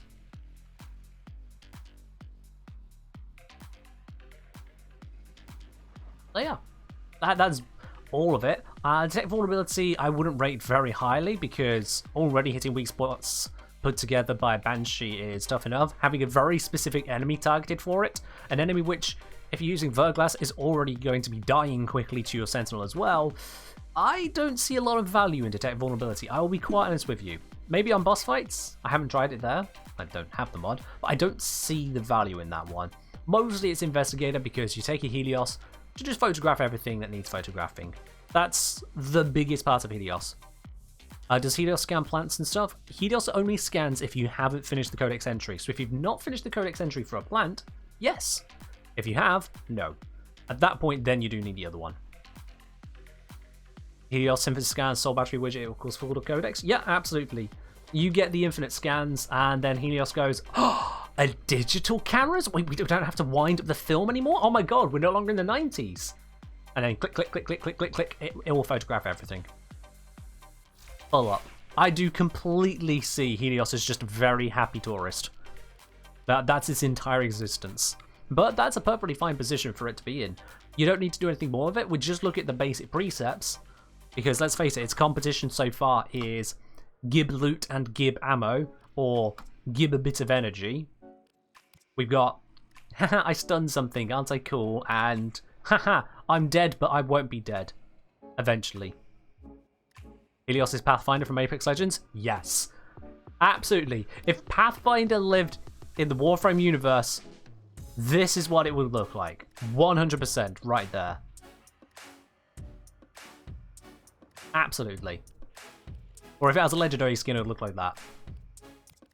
Alright, Nautilus. I'm going to come back to Nautilus just because it's at the end of the farm for Sentinels. So we'll come back on that one.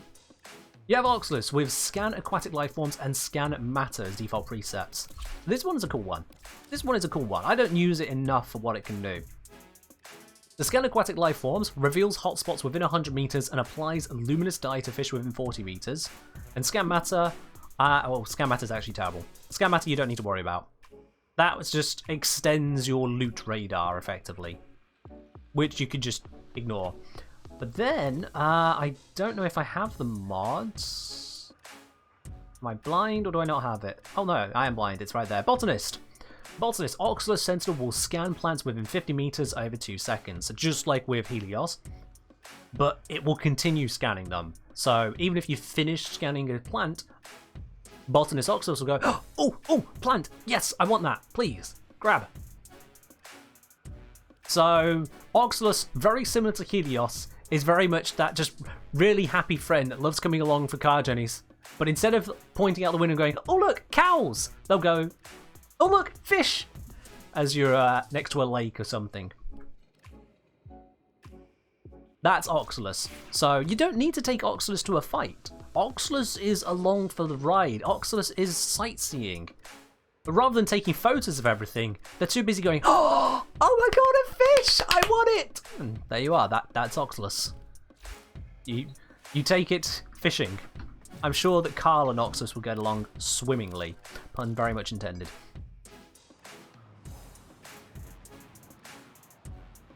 Can you use the Zaraman Sentinel skill on it? On Oxalus? No idea. Let's have a look. Let's have a look. Can I do the Skinny-me-doogie on it? Do I even have it? I don't know if I do. I can't answer that one for you, sorry. I physically cannot answer that one because I don't think I actually have the skin you're asking about. Excited Ken moment? Alright, excited Ken moment as Korokop spelt it. I try not to get too crazy on you guys. Yeah, if we do the planes real quickly, I'll show you exactly what it looks like when Oxalus is doing its thing.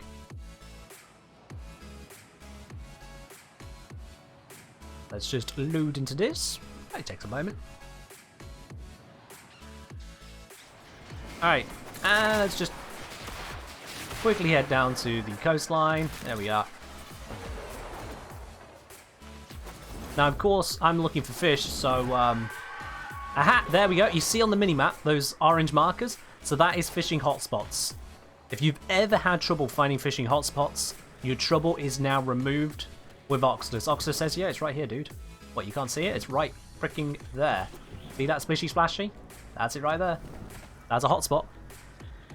So that's where your bait will actually be effective. That is where the luminous dye is going to get the most done. That is a trank rifle.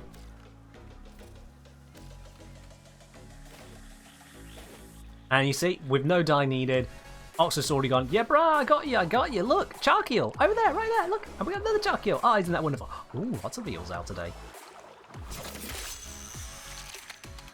So yeah, If you are out on the plains to get yourself some fish, or any of the open world to get some fish, take Oxalus. Absolutely take Oxalus. And Oxalus you get from the business in Fortuna. Downside, I think you need to be rank 5. Yeah, slight downside there. It's a bit of a farm to get this guy. No trading on this one. He's a farm. But he's beautiful. Black saying, just tested, you can use the Verdi Sentinel skin on Oxalus. Nice. Nice. So yeah, Oxalus, not an early game item. You have to do the hard work first, then you can get the easy mode. Warframe in a nutshell, you get Ivara by doing spy missions, you get Oxalus by ranking up with the open world. But still, another reason to go through that horrible grind that is getting to rank 5 with Fortuna, Oxalus. Because then it also makes doing the quest for Titania easier. Alright, let's see what else we got then.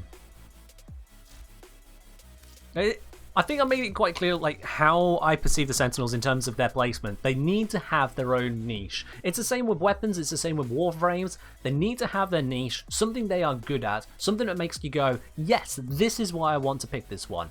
Carrier, yes, this one gives me loot, this one gives me ammo, it is beautiful. Death Cube, sure, I could go for a bit more energy. Helios, photograph everything. Nautilus, point out the fishies. And then you get these two. I swear, the people who recommend Jin are just those who either A, are running endurance missions, but also really, really want to have a Sentinel, or B, people who think that is a reason to use a Sentinel, but actually they prefer shooting Kavats. And then Dirija, yeah, just disappointing. Just disappointing. Right then, let's get on to Shade. Prisma Shade, upgraded version of Shade. Obviously, it's just better. Stats, the base stats in terms of the health are it's pretty nice as well. The armor's not as amazing, but the health is decent. It became old news after Vulpar Pilots? Yeah, pretty much. Once you got a Sentinel, once you got a companion, which would self-revive much faster and also do more, yeah, Jin just lost its place entirely. It really did. If Jin was literally immortal, if it was constantly active with that mod, then it could be cool. Like, if it's revive time, self-revive, start at 90 seconds, you rank up the mod and it's just 0, it instantly comes back, then it would stand out. Then that would be the companion for sticking around. But instead, 90 seconds is just too long. I just have a nice amount of credits. Hey, would you look at that? Hey, that was completely unintentional. Oh, wow. You don't see that every day. Okay, we'll take that one. Oh, hello, IceGeo. I see you lurking there.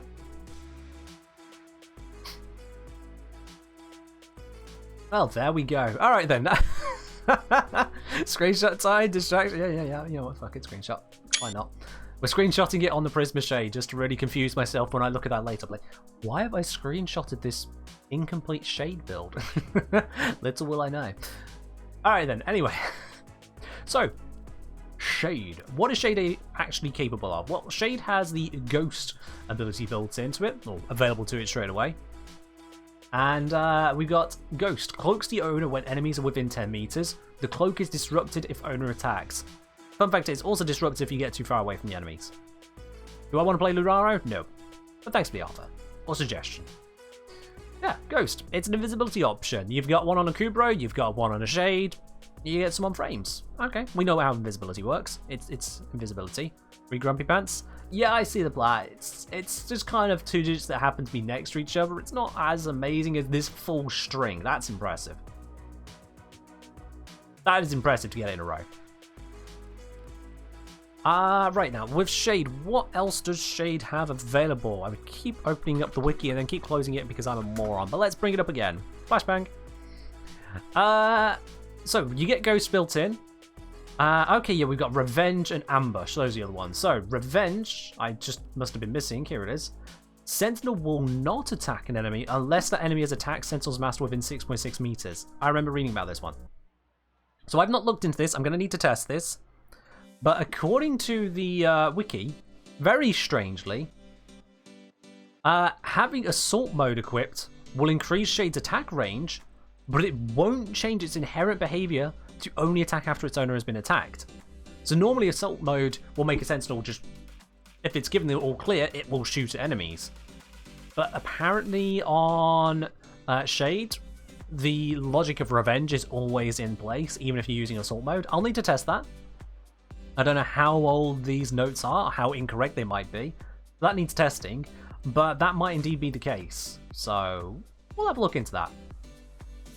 But it's basically just assault mode but worse. It's basically it. Nadia, cheers.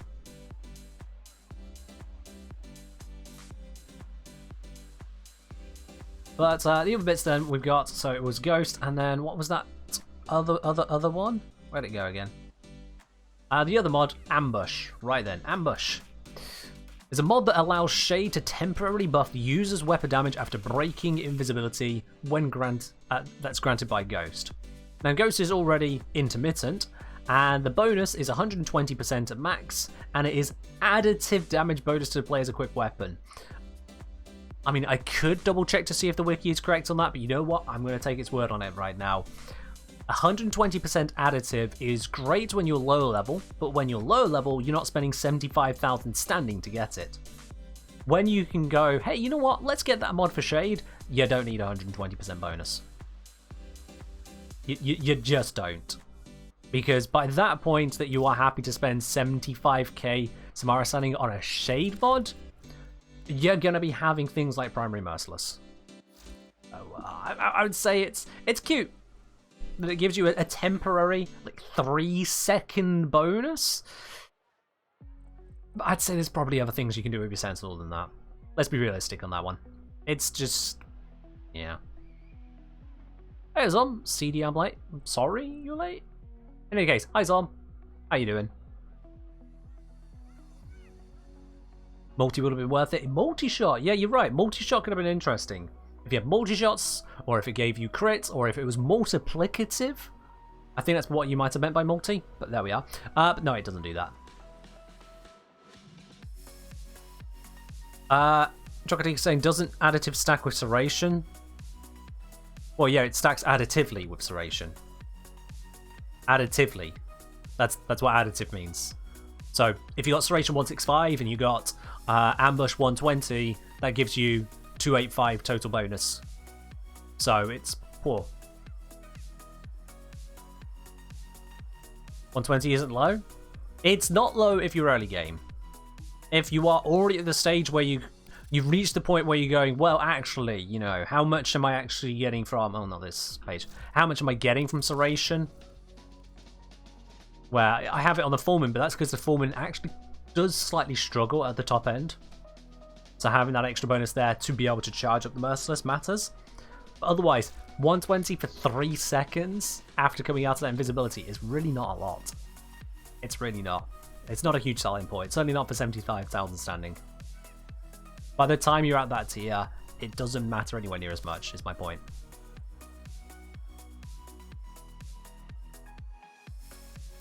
Alright then, so that's basically Shade in a rundown. It's an interesting looking one. Look at that. Prisma Shade is kind of... It's almost on Hypnotoad level. I've just noticed. It's got hearts for eyes. Look at that! I don't know if the Twitch stream is going to pick that up properly. Those are little hearts. Oh. Looks like Ivara's head. I mean, it makes sense being the Invis one. Makes sense. It's so cute. I didn't realise that. Oh. Anyway. It's just every last ounce of apparent masculinity just vanishes. Taxon. You know what? There's not a lot to say about Taxon. There really, really isn't a lot to say about Taxon, is there? Taxon comes with just one unique preset, which is Molecular Conversion. There it is. Blast enemies within 10 meters, converting 200 damage into shields for the Warframe. Everyone's first friend. Yeah, basically, Ladybug. It gives you shields. It'll occasionally give you shields. That's cool. It's a thing. It happens. It exists. It's not a lot. And you can get, you know, shield charger, which is easier to fit because this is a drain of, oh, don't even want to tell me I want to do that. It's a drain of 7 versus shield charger's 5. So, yeah, yeah. It's not huge, but it is nice in supporting lower tiers. It's low tier one. It's the introductory companion. It's the starting point. If you really wanted the shield to run both, yeah, you could run both, absolutely, yeah. So it's a starting point, but it's not something you can really rely on as much. The other thing as well, now I remember, is that if you really needed to restore your shields, well, you've got Guardian. Boosts owner's shield by 100% when it runs out. It's the same drain, but now it doesn't matter how many shields you have, whether you have 75, 200, 6,000. Yes, this works with Hildren. Your shields run out, pop, your shields are back. So, yeah. It's a starter mod. That's it, it's a starter mod. It's cool. It starts you off. But then you get into other sentinels and other options, you go, ah, right, yeah, we can do better than that, can't we? We can do better. We can put those slots to better use. What's the cooldown on Guardian? Good question. What's the cooldown on both of them, for that matter? Let's compare those. So we've got Guardian, the one I am saying is a good one to go for. So Guardian here has a 30-second cooldown. So that is pretty substantial, 30 seconds. This isn't a shield gate, this is a bonus extra life. Because, oh shit, you just procced your shield gate one. 30 seconds there. Molecular conversion, on the other hand. Cooldown of about 12 seconds. So 12 seconds, that's actually a lot better. That is a lot better. So you can make more use of that, and because it's giving you overshields, it can stack up more hit points, as it were. You've got Guardian for a bonus life, no matter what your shield total is, and then you've got molecular conversion here for a general generation here and there. But it's not that amazing overall. It's a new player mod, and for new players, it's huge. For new players, bonus 200 shields every now and then, every 12 seconds, that's actually quite a big deal. But once you're out of being star chart tier, it falls off. Once you're outside the star chart, that 200 is not going very far. That's the difference. It's a good sentinel for new players. I know. It's amazing that Taxon is the new player-friendly sentinel. There's a lot of games which don't really understand what new player-friendly is supposed to be. Taxon and Artax really are the new player options. Its basic thing is that it generates more shields for you, doesn't overcomplicate you with loads of different precepts, and its basic weapon gives you guaranteed cold procs on whatever you're targeting. No matter how much you mess up the modding, it is always slowing down whatever it's shooting at. Hey, there you are. That's a win. That is absolutely a win right there. New player support, 100%. Shield Gate introduction makes it even better for them. I mean, I suppose it could be a Shield Gate introduction. I'd need to check with new players how they experience it to see if they recognize the impact of shield gating. Sil, you still here? Sil, have you noticed shield gating in your gameplay? Or is it just something I've told you about? I can't remember. Anyway, Sentinel. So yeah, Taxon. Not a lot to say about it. It's the new player one. I should say, agreed, it was a good start until I eventually wanted to switch. Perfect, there we are. See, a new player can confirm that for us as well. Perfect. Alright, so this brings us on to Worm. Worm with its Assault Mode and Crowd Dispersion precepts. Assault Mode precept, oof. Now that that's available to a lot of Sentinels, like all Sentinels, that's a bit of an oof. Let's see what it's got. And I'm going to grab the Prime. Let's see, what's the wiki have to say on it then for us? We're just scrolly. Worm. So Worm Prime. Yeah, Warrior's gone, it's got Assault Mode, it's got Crowd Dispersion and Negate. So Crowd Dispersion we can look at in game to make it even better. Also Prime looks like a A nice little dragon? It does, yeah. Snake Prime. Superworm. Orican Voidworm. Its big brother is what's flying next to our Railjacks or things like that. It's got all kinds of references. But the main thing we want to think about right now is the mod that I don't even have equipped on it, apparently. Where is it? Crowd Dispersion. Unleashes a 10-meter radial knockdown when multiple enemies are nearby, dealing 10 damage. The damage is token, it's just damage. The main thing is that it does a knockdown. But we're kind of missing the information. I could do with not knowing the damage and rather knowing the other information, such as how many enemies, multiple is at 2+, and what's the cooldown. So, wiki. Give us the info the game forgot to give us. Worm only activates this ability if there are 2 or more enemies, so it is just any multiple, that's fine. Has a 15-second cooldown. Cool. There we are. Why is there a decimal on both of those? Because the person who made this mod got paid by the character? Millivoy wants to sing a bit of ambient. Yeah, sure. Let's switch us to the ambient list. I just up the volume on that one a little bit, because the ambient is always quieter, but there we go. So yeah, magnetic damage, ragdolls, the main thing is the ragdoll, the knockdown. Gives Sentinel 25 affinity for activating the ability. 25 affinity is nothing. Okay, that's a thing. Fair enough. Is that? Oh, it's playing. Yeah, the music is playing. The main thing is 15 seconds, knockdown if there's 2 or more enemies within 10 meters. It's a little bit of crowd control support. It's a little bit of support. Astral saying, bro, big fan man. As a new player, started roughly 3 weeks ago. Your videos have helped me a lot, got me a lot further in game. My dude, I'm glad it's helped you out. Thank you very much, and welcome to the Twitch channel. Welcome in. On that note, actually, Ice Geo is one of the moderators on this channel. He's been a moderator for a long time from another game, from Among Us. So he's recently got into a Warframe as well, about the same time frame as yourself, in fact, Astral.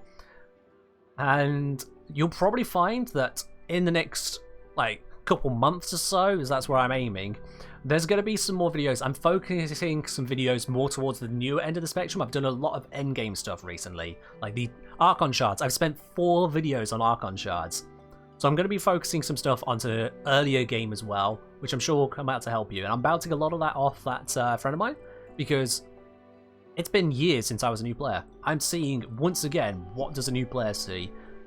What doesn't a new player see? Therefore, what we can address. And Sentinels is one of those things. So that's part of why I'm addressing this now. Alright, so yeah, we got crowd dispersion. It does its thing. It's 10 meter knockdown if there's 2 or more enemies. We don't need to really think much more than that. That's just kind of obvious on what it does. The other thing is Sentinel prevents status effect from applying to its owner once every 5 seconds. This one I'm on the fence about, and this one I probably need to experience, but at 75,000 standing, that's quite the experience. This I'd need to really try it out, because some status effects are really a big deal and what you'd want to block, absolutely. But then other status effects like a puncture status, an impact status you might get, you look at those again. Okay, cheers. Yeah, don't worry about it. We'll keep going. So, negate could be interesting, could be pointless. And it's funny I say that, seeing as it looks like, is that Hydroid on the picture? That's, oh wow, that patch history. Man, that is quite the patch history there. Loads of changes happening to this one. Yes.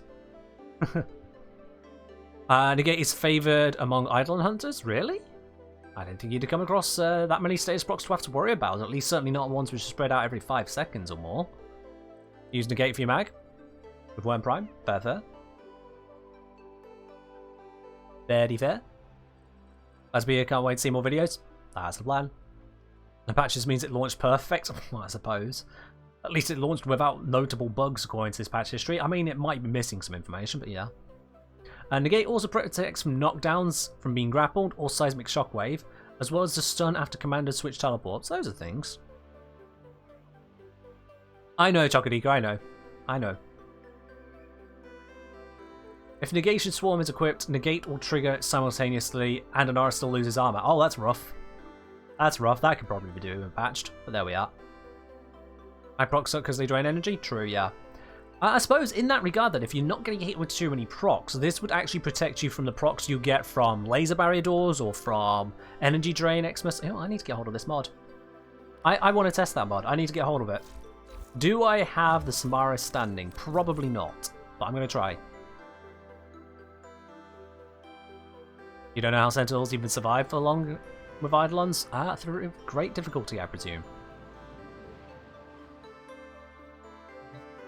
Sentinels kind of struggle when AoE is included, yeah. Oh. Even if I did all 30k today, I wouldn't get to the 75. Balls, does someone have the mod I can buy off you? Someone on PC have the mod I can just buy off you? Or 75,000 standing to then get me the mod I can buy off you. So I can't get Negate right now. That's slightly annoying. I wanted to check that. That's a pain. I might just have to buy that one off stream later. Ooh. Oh well. One is Negation Swarm, so that is an augment for Anaros. Anaros' fourth ability, which allows Anaros to trade off armor for status immunity. Like one there.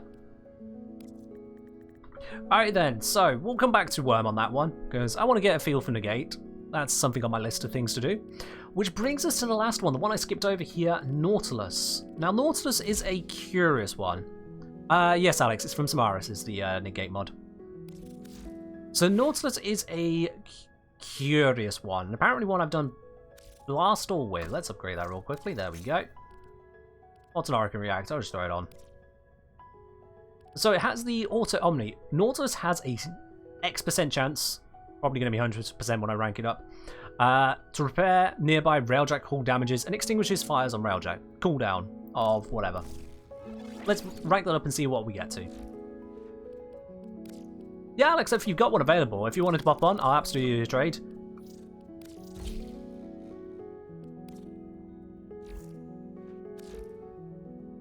So, there we are, 100%, still the cooldown 20 seconds, fair enough. So every 20 seconds, Nautilus can fix one issue on the ship if you are near to it. Not anywhere on the ship, near. How close is near? So, Wiki, Auto Omni. How close is near when we talk in actual terms? The Wiki doesn't know. Doesn't expend the player's Revelite. That's useful. That is useful. But I feel like by the time you get this, you could just have NPC crew do it. So, Alright. I guess I'm going to have to test that one. Yep. Let's give this enough stuff that it won't just die.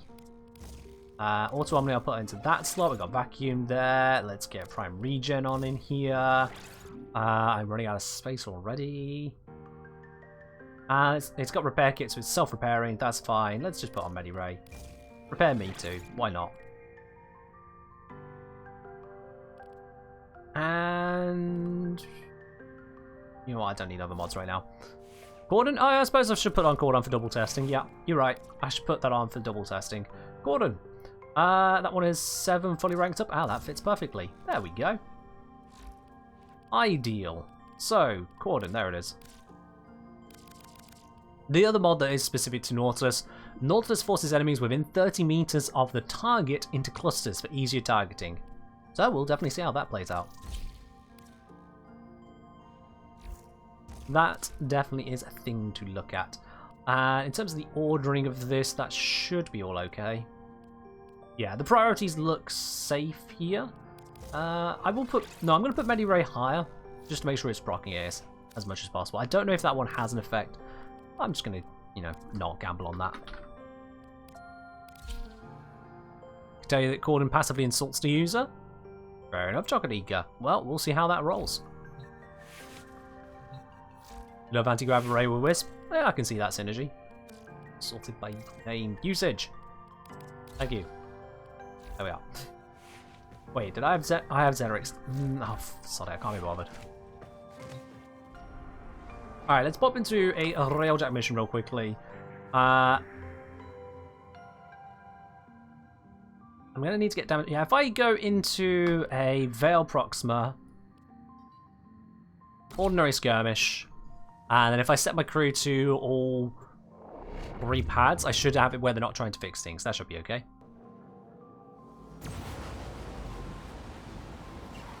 Let's load in. Let's see, so which one is engineer? There you are. Let's set you to pilot instead. Oh, they're right there. Perfect. So that means they won't be fixing things, so if things get damaged, I can then test Nautilus on it. We'll see what range I need to get to on them. Let's see how it goes. We got Asteroid Hangar and Impulse Turbines, so good. Nothing too ridiculous to fight. Contact imminent. Good luck. Let's see how long it takes them to kill all the fighters. Can we not hit every rock in the solar system? I just painted this.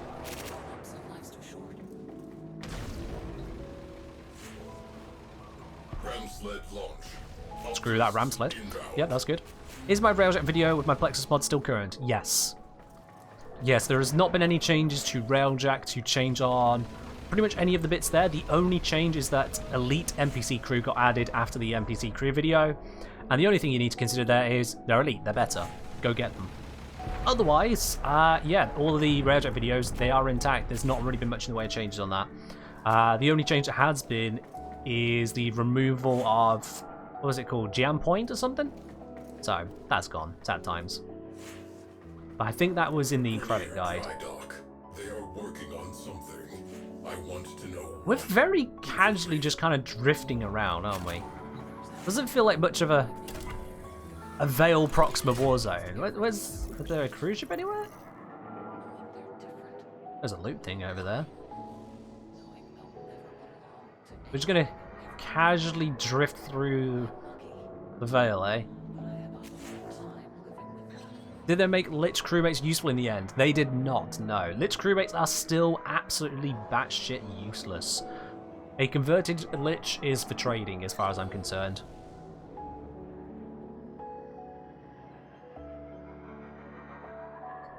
So... there's a lot of rocks in this part of space, isn't there? Like...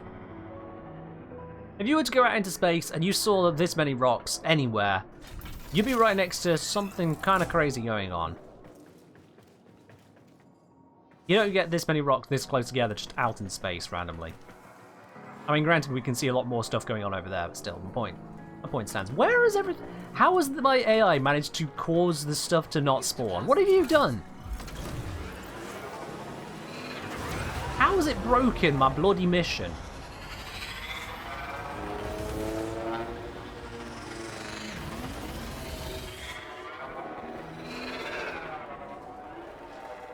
Yeah, this is quite something. I don't care about the new target, I care about where's the fighters and cruise ships. How has this happened?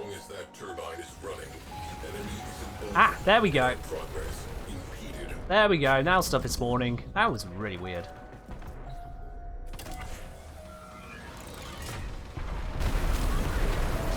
Where'd that cruise ship go? There it is. Let's see if I can get it before the pilot comes back. I could not. They've got the targeting on cruise ships now. They don't endlessly drift. That has been fixed. Wonderful. Oh, do you remember they used to have all kinds of issues? Now, look. They actually stay on focus of the cruise ship.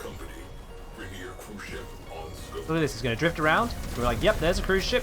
And we're on target. Look at that lock on. That is dead center. Which means that NPC pilot crew are now smarter than your average public Railjack player.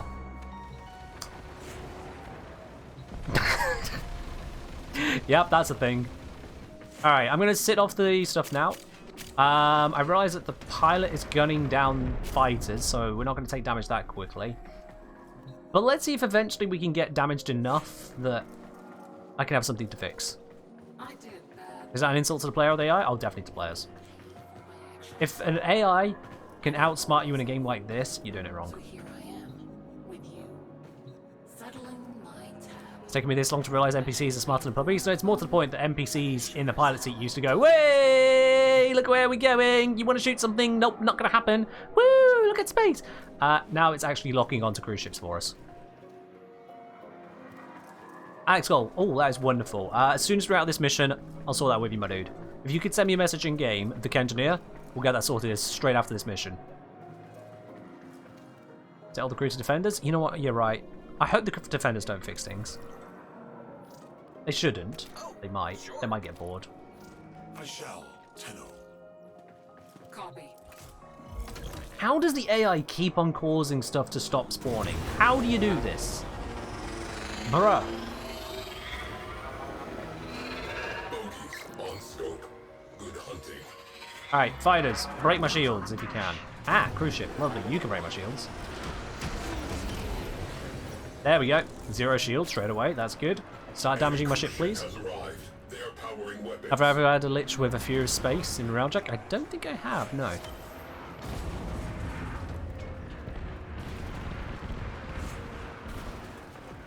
This is really pretty when you stop and look at it.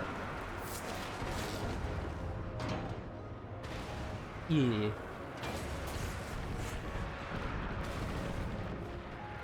Alright, come on.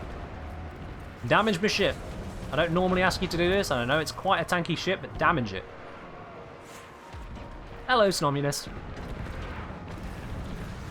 What are we up to? We're doing Sentinel stuff. I am testing out Nautilus's Auto Omni. I'm going to give that a whirl. Fighters are very much not toast. We are not killing fighters right now. Why did he say fighters toast? Not a single one has died in 3 minutes. Okay, we're about to have a breach. That's good.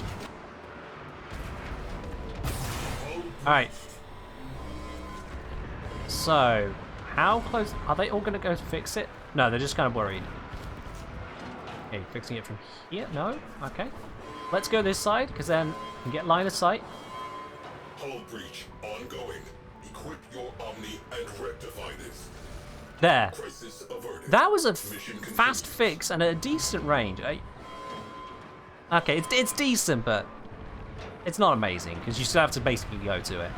But it was a near instant fix. And that was on a 20-second cooldown. I noticed that cooldowns don't show up on my UI. That I would like for Sentinels, if their cooldowns would show up. Somewhere, somehow, would be nice.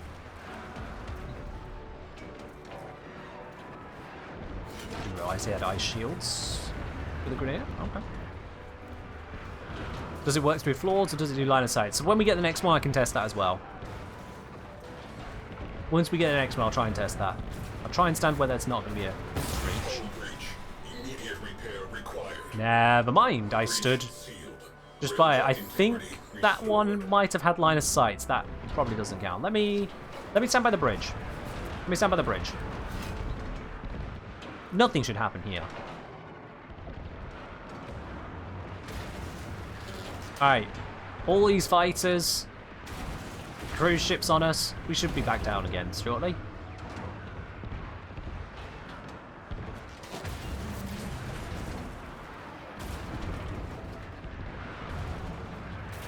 That's 2,000 hit points. Come on. 1,500. This warfare's pretty. It is in video games, yeah. I imagine it would be rather boring in real life, because the distance is likely involved.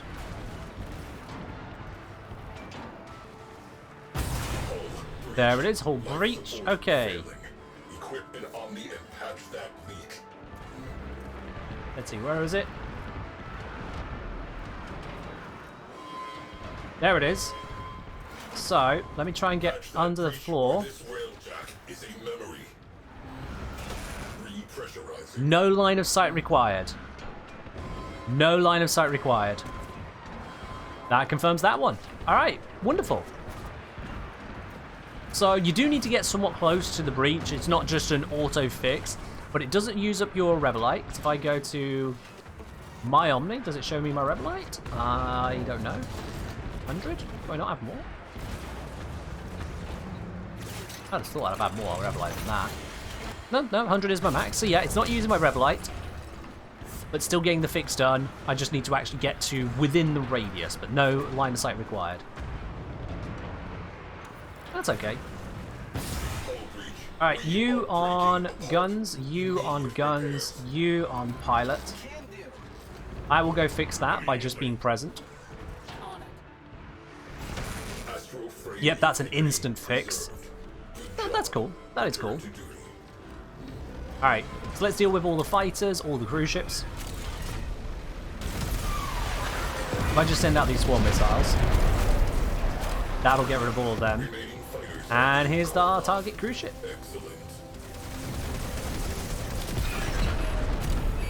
Oh, I've run out of dome charges. Only one freebie. Let me, wrong one. Let me just quickly create some more dome charges. There we go.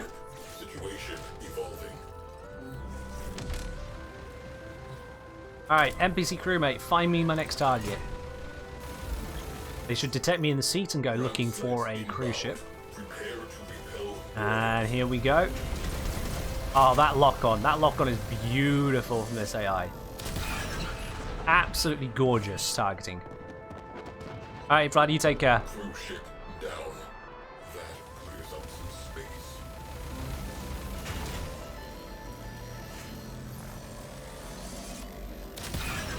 Yeah, I know Chocolatey. I know Harrow's got the bonus there. Mentioned that on earlier.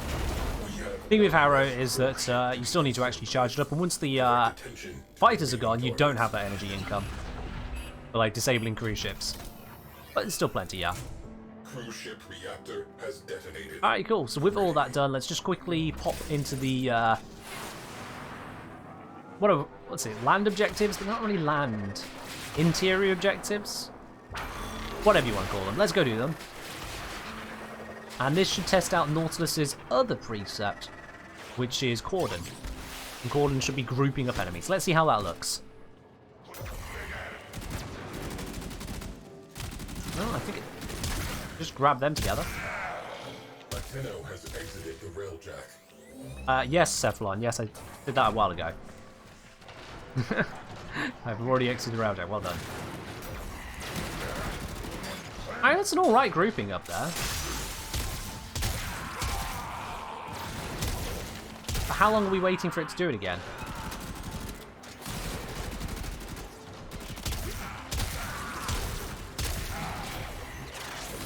Yeah, there it went again. Oh my god. What? Malavos? Damn. Okay, these guys put out a bit more damage. That's railjack for you. Damn. Oh, that's useful.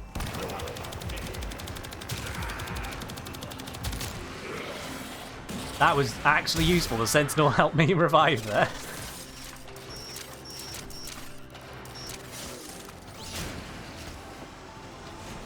Interesting. Alright, now destroy first radiator. Yep, they popped it straight away. Good, good, good.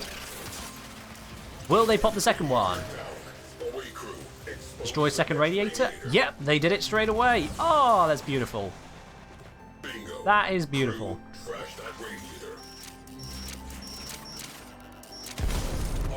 You wish Sentinels didn't die? I think we all wish that. I think we all do, to be honest. It would remove some mods from being part of it, but it would be nice. Or at the very least, if the ways to get Sentinels back weren't quite so arduous. Because you've got the options of Jin, the 90-second reawaken, which is terrible. You've got the option Repair Dispensary, which requires both an ability and an ornament.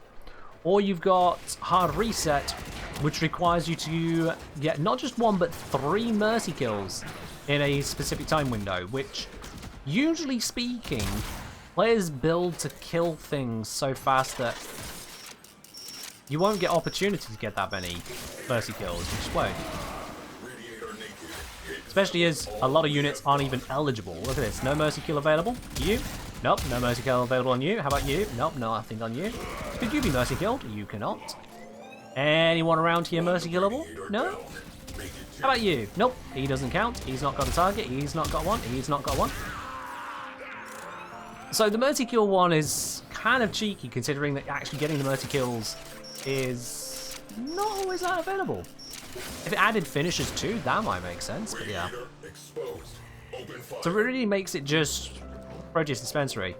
Alright, let's see. Railjet crew, destroy second radiator. Are they going to get this one? This one, historically, they've always just kind of ignored it until I board the railjack. Then I go, oh wait, that's what we're doing. So come on. Come on. Come on, you morons. What are you going to be doing up there? Nothing. Nothing. Firing at nothing. Amazing.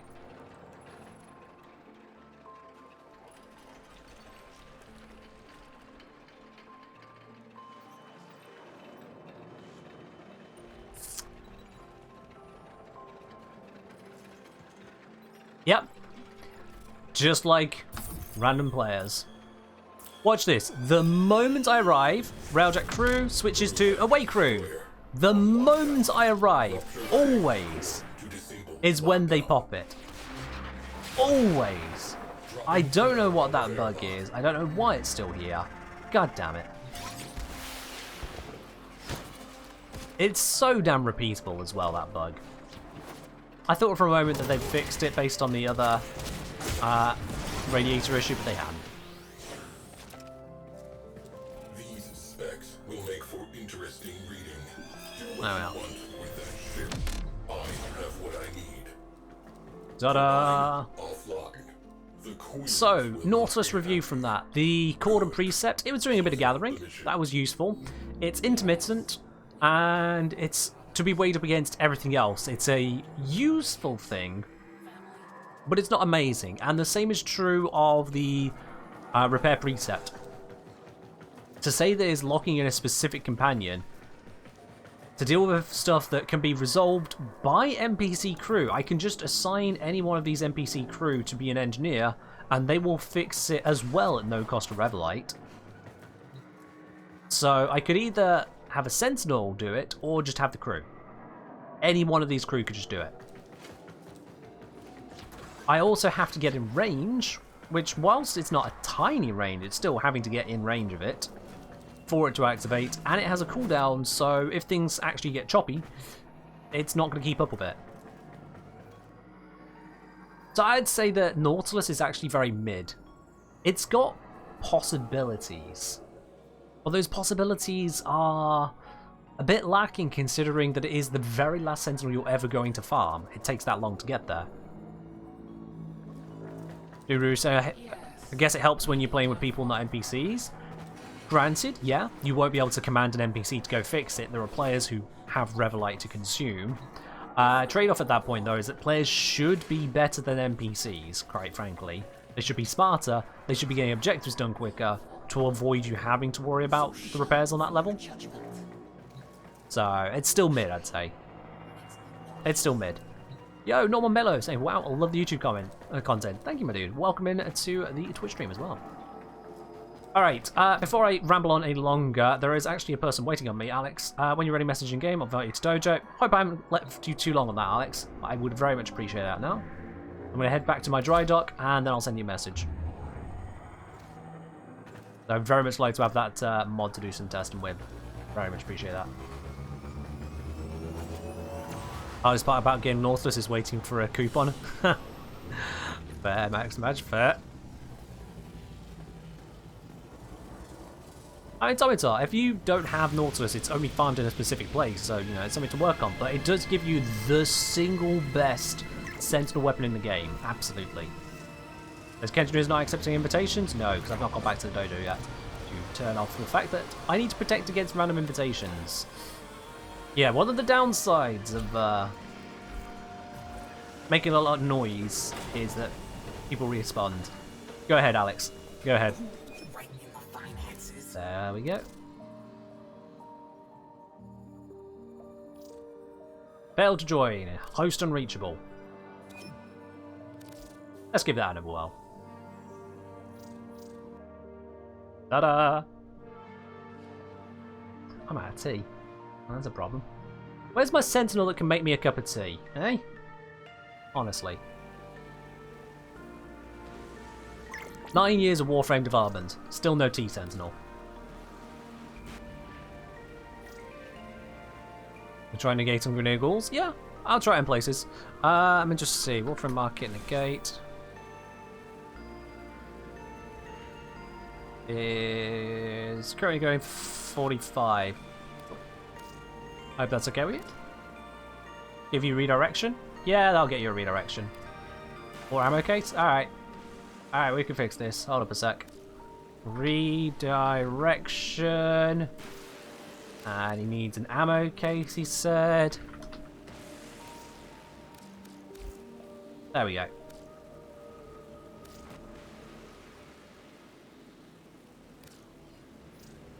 Beautiful. See white.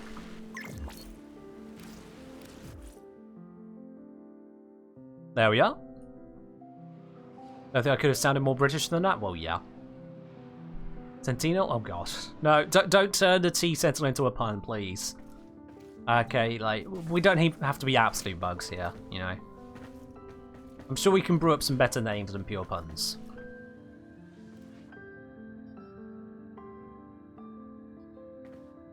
We certainly don't need to stir anything up, you know.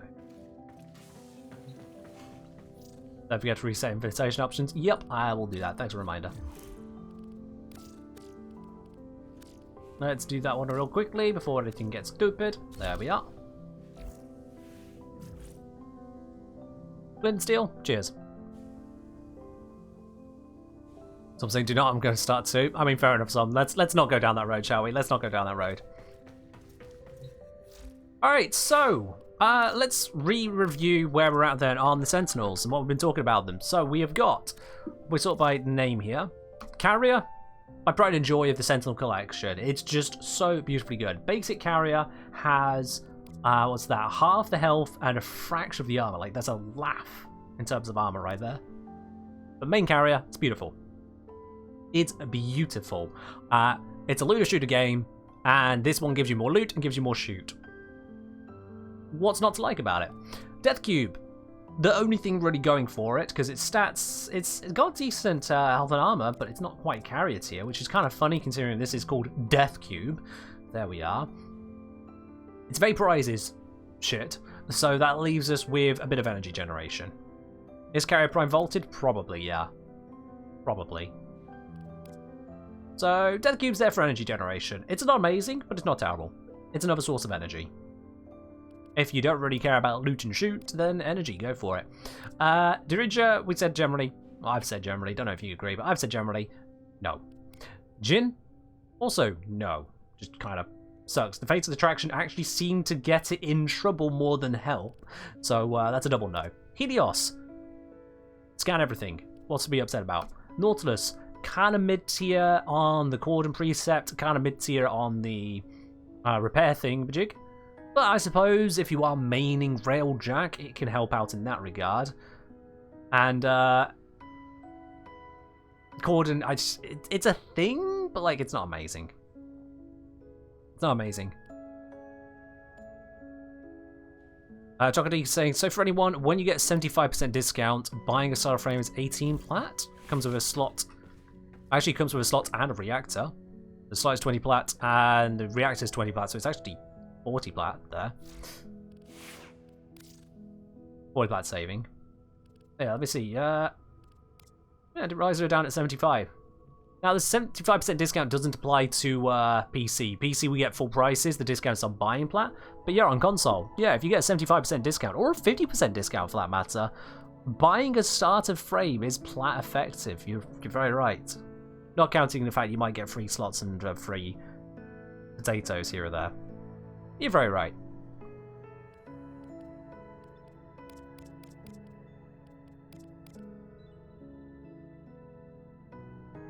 Also true, you can just turn it into a cheaper slot. Yeah. 18 plat slot rather than a 20 plat slot. Not much of a saving. I would use your 75% discount elsewhere. I'll be quite honest, Chocodika. If you're going, hey, you know what would be a great way to use my 75% discount? saving 2 plat on a slot, I gotta say, doesn't really strike it. Also, actually, for that matter, wouldn't you be able to use your 75% discount on the Warframe slot if you just went... I'm not on console to check this, but surely you could just use it there, right, Jogadika? No? Is that not a thing on... Console is so weird. Console is so weird. How carrier helps more loot? How carrier helps more loot is that carrier passively generates the loot through letting it happen around you.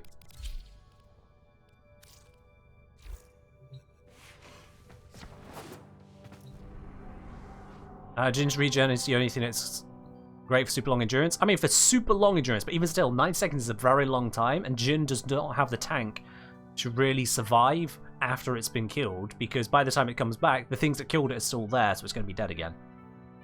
Does carrier break boxes? So carrier can break boxes with the looter mod, which you should put in the first slot for precepts to make sure it's active constantly. Let me demonstrate how that looks. For anyone who is unfamiliar as to how carrier is so good, let me demonstrate what that looks like. Then slots don't count towards discounts? Oh, well, fair enough then. Shows what I know about console.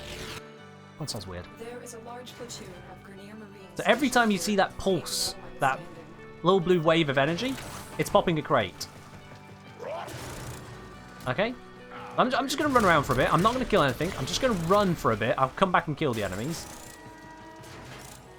But this is, say, the kind of route you'll be taking whilst you're playing mission. You're just shooting enemies. Kill the ones over here, then you bounce over this way and kill the ones over this way. Now, it is periodic, so it is going to miss some crates.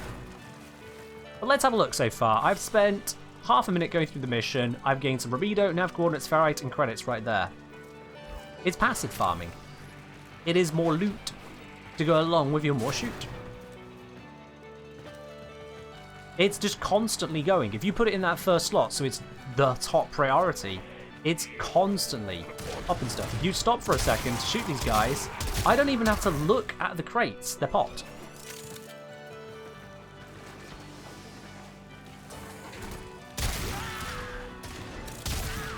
Discounts burn with credit purchases? Oh, that's ridiculous. Console is so weird. Now with this as well, not only does it give you more passive basic loot, but anything that can drop from these crates, which crucially means you'll also be getting more energy orbs, health orbs, and you'll be getting iron stars. Those things that, again, you wouldn't be focusing on the crates for. I have the crates pop next to me all the time.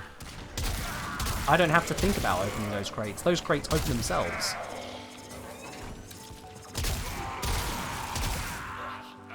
And you see, even whilst I am in combat here, it's still doing its job.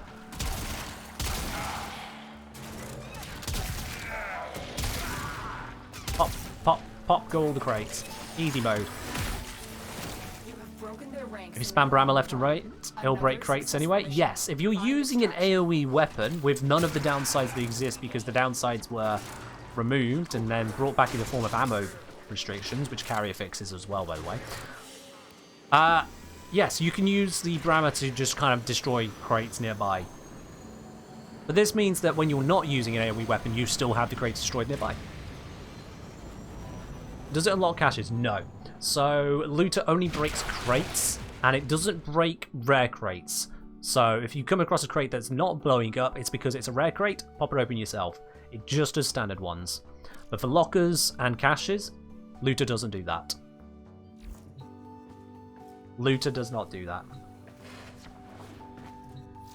But even then, most of the sentinels are just kind of dicking around. Let's be honest now.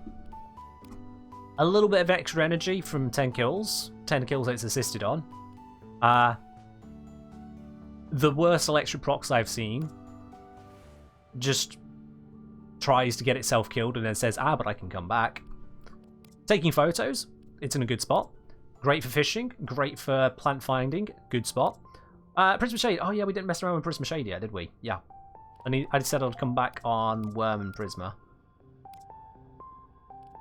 And then Daxlo's the newbie one, and also this kind of mid railjacky stuff, but it's not amazing. Ice Geo, I know for a fact it didn't break the one from the other day. because it can't. I know for a fact it didn't. Alright, so with Prisma's Shade then, with Ghost, let's give this a whirl, shall we? Let's give this a whirl. And on this one, I'm actually going to equip it with Verglass for some testing. Isn't this the one... Is this the one with Revenge? Yeah. So what I want to see here is if Prisma's Shade will attack before I attack. If the enemies are already alerted, or if I'm attacked. We'll see. Beta Optics saying it's such a shame so few companions are endgame viable. Well, part of that is the definition of endgame, but also, yeah, Sentinels are flimsy and lacking in impact, basically, lacking in scaling. What are Sentinels? Sentinels are companions which float next to your shoulder. So, where do I want to take this one? You know what?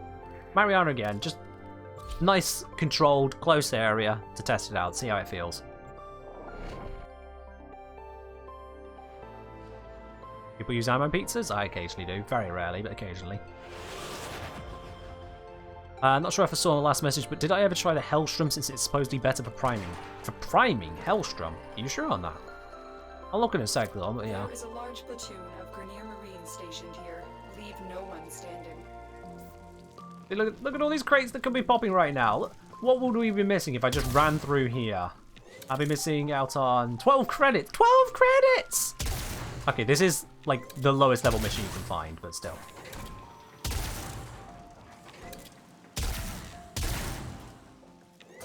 Maybe I should have held off on that one. So I get close to them. Invisible. Fun fact, the invisibility breaks when you start a melee attack, not when you land it. Okay, that guy running away definitely did not shoot at me. So that note on the wiki about it only shooting things that have shot at you, that is a complete lie. Yeah, they definitely had not shot at me. That wiki note is wrong. Shade will absolutely attack things which have not yet attacked you if they are alerted. And that's the same for all Sentinels in Assault mode. Invis, invis, invis, invis, invis, thank you. Now this invis, I think it is a long time if you stay close to them. It just kind of holds. It doesn't attack when cloaked. No Sentinel attacks when cloaked. Chocotique, that's what I'm saying. The special note that the wiki made was wrong. Yeah, we can just stay invisible for a while, but if I move away from him, it then breaks, and then it's on cooldown, and it's an invisible cooldown. Ironically. The Sentinel will attack like any Sentinel. It attacks when the enemy is in the alerted state and you are visible. See, I've got invisible. Despite him being alerted, it's not going to attack.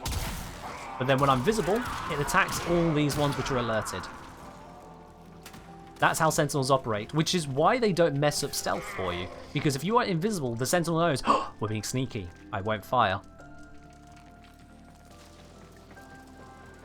Long 10-second cloak. No, who said there was a 10-second cloak, Mazurko? Was that on the mod? I don't remember it being on the mod.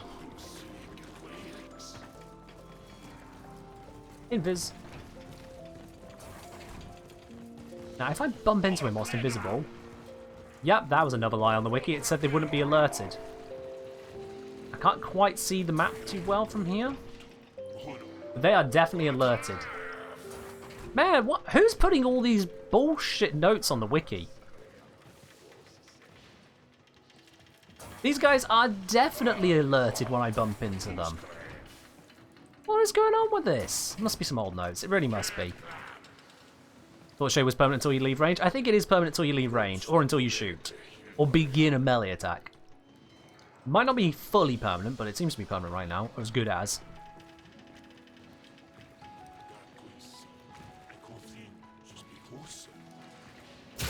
Yeah, when you begin the melee attack, that's when it drops. These guys, not alerted, so Shade's not firing. As soon as they notice me, well, it went invisible. As soon as they notice, zip, he's like, wait, what was that? 10-0! Zip. You can activate stealth finishers from invis? Yes, you can, yeah.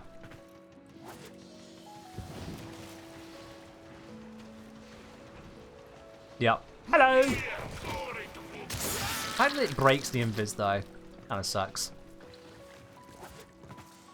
Also, we could just do this. Smack.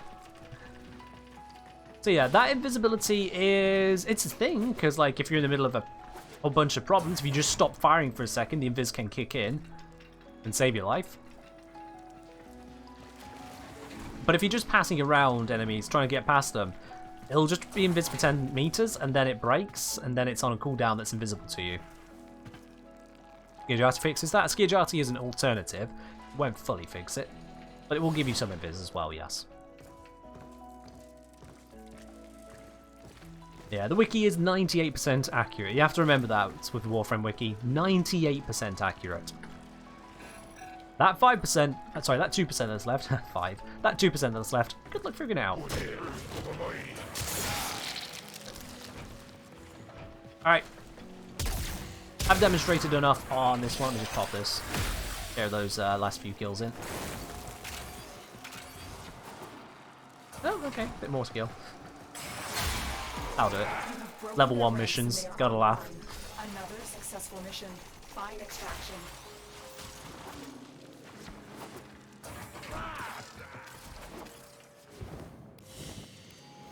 I didn't say also the buff Invis got, where enemies have to take a moment to gain target acquisition. Yeah, that helps. That helps. Enemies don't instantly no-scope you out of Invis as it used to be back in the day. That definitely helps. Yeah, Shade again, it's a thing. I would say that that's definitely going to be helpful to players in certain playstyles. Certainly it can be good as a defensive thing as well, where if you are, as I say, in hot water, you can just stop firing, hope that your sentinel activates the invis, and then you got a moment to breathe. But the fact that there's no cooldown visible on the UI, all sentinels could do with showing their cooldowns, I feel. That'd be a great quality of life update. If you have a sentinel with a cooldown based ability, show me the cooldown. Show me the cooldown on my many ray. Show me the cooldown on my ghost. Let us know when our sentinel is recharging. Just like we can see on everything else in our Warframes kit, we can see where we're at with those things. Show me these. I would like that, to be honest. I never say I wish sentinels and pets didn't have their abilities as mods. I see the trade-off. I absolutely appreciate the trade-off, because they've got 10 mod slots. So it's allowing you to pick the precepts you're putting in.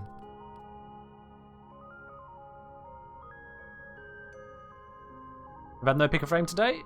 We had none? Hold on. Request history. Hydrate, yo DJ, hydrate, good vibes, yo DJ. 2035, hydrate, good vibes, hydrate. Oh yeah, no. Okay, wow. Done today. Excellent. Thank you guys. Allow me to just show you stuff. Wish the precept activation order was not so obscure? Yeah. That's something I'm definitely going to have to cover in the videos. Obviously. Right, Sentinel. So there was the worm. Yes, negate. I want to give it a whirl. Negate. Okay, I'm going to need to swap something out for this. I'm going to swap out Guardian for now. That's going to be fine to swap.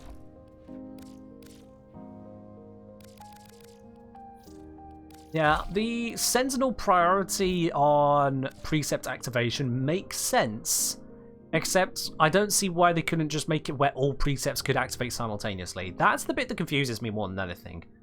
If you had to have a world of priorities, then it makes sense. Do you want negate or do you want assault mode to come first? But if you don't need a world of priorities, then it wouldn't matter. So why do we have it where they operate one or the other, not both? Can I show you how to use the mecha set with Lavos? Addy, I showed you that one in a video. I made a whole video on it. That assault mode? Yeah, it's sad looking, isn't it? Let's fix that. Ah, there you go. So yeah, how do you use the mecha set on Lavos? Step 1, equip the mecha set. Step 2, equip a Kubro or Predacite with the mecha sets. Step 3. Go use it. Check out the video on the mecha set. There's really not a lot to it there, Addy. But given that that would require me to not use a Sentinel right now, I'm not going to do that. I will send you those points back on that one if we don't get around to it. Actually, I'm going to send you those points back now. As much as you ask for the request on it, it doesn't fit at all into what we're doing right now, Addy. I'm just going to send you those points back. Apparently they never fixed Worm Prime for being able to yeet Xmas. Okay, Worm Prime yeeting Xmas with what now? Proudest version? I suppose, man. Let's see. If I... What can I... Honestly, I think I just want a form of this. Alright. I need space. Give space. You. Former. Activate. Thank you. Crowder's Burst. There we go. That works. Alright, let's see what happens. Let's see what happens. First of all, let's head down to Simulacrum to just give us a starting point. I'm going to summon in some Xmas as well as the normal units and see how it feels. What Kubro do I use for mechas? I actually use a Predator Sight because that's the one I have built up for it. One that has a healing poop. Best way of describing it. You're so jealous of MR30 seeing that? I know. Isn't that lovely? I don't have to worry about ranking up my Worm Prime to put on the mod. I'll just eventually get around to leveling it up. I can just whack on the upgrade that I've just slapped in. Oh, it's beautiful. It's so, so beautiful. Alright, let's defang this for a moment. Let's see. If I take off the direct cars and then Elite Lancer Xmas. Let's give this a vibe.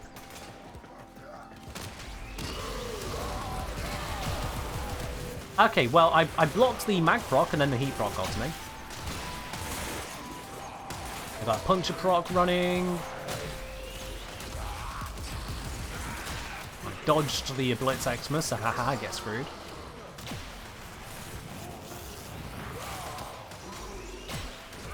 Don't know if I just jumped over that heat one. Slash proc on me. Is Worm not doing the negate anymore? Has Worm just decided to stop negating? Because I saw a slash proc there. Okay, well I blocked something. This is looking a bit weird. I'm not seeing if Worm's activating enough. I'm getting slash procs a lot as well. Making this harder to look at. I'm just watching that top screen.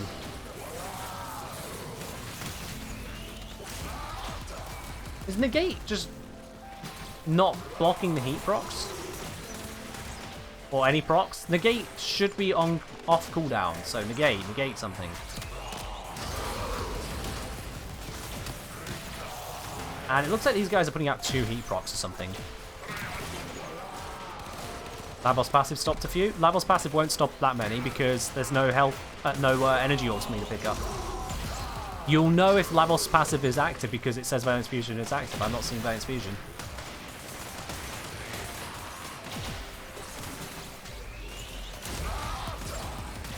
Not Valence Fusion. Valence Block. My bad. I'm seeing Arcane Grace. You know, that heat proc. I thought there was only one heat proc from Arson Xmas, but every time that pops up, I see the negate cooldown pop up, which is interesting, it shows. Other ones don't. It pops up, but then I'm still getting the heat proc. You see that? That's weird. I want the energy leech bubble. Well, it didn't protect me from that one now, did it? Is this just not working on anything except the heat proc where it also doesn't work? Is negate just not working here? Because it's not showing the cooldown normally. Alright, you know what? Let's kill all these. Let's clean this up a bit. Let's clean this up. Let's get those energy orbs out of here. That's not the best way to get rid of this. I'm just going to reload the area. I might have got like 1 energy orb drop earlier unintentionally, but still, it wasn't there for the majority of the time. It wasn't there for the majority of the time. You definitely saw there, guys. You can't deny you saw how many procs were coming through without any semblance of negate procking, and also negate appearing to proc, but also failing on the heat proc. So let's get this again. I'm going to try and get just the one energy leech to spawn. Nope.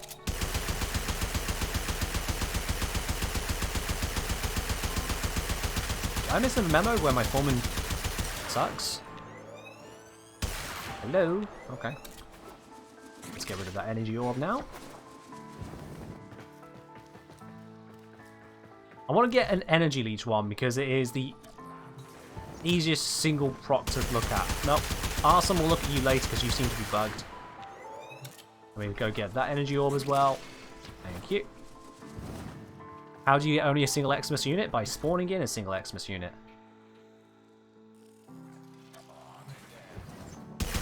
Come on, I saw you spawn an energy leech before. Don't do this to me. The downside of random spawns. Normal leech? No, not what I need either. Yo, stop existing. Got energy orb removed. Try again. There we go, energy leech. Okay.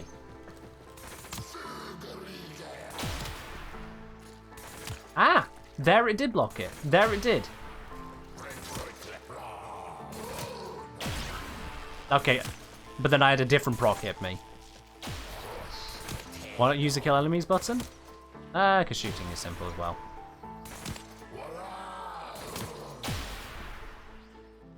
It's occasionally helping. There are those pesky random other procs, but yeah, that's helping. He attacks faster than it comes off cooldown, so that's a thing. It blocks one status block. Yes, I'm aware of that, Alex. Thank you. Oops, I got hit by another one just before.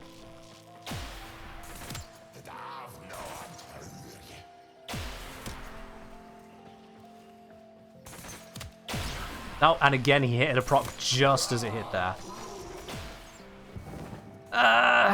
Yeah. Kind of useful in hunts, I can guess, but overall pretty good when you're moving around. It's just multiply up the number of enemies and then multiply what are you actually going to be facing. Like, sure, I can dodge this guy, but then I'm dodging the energy leech bubbles as well, so that stops mattering.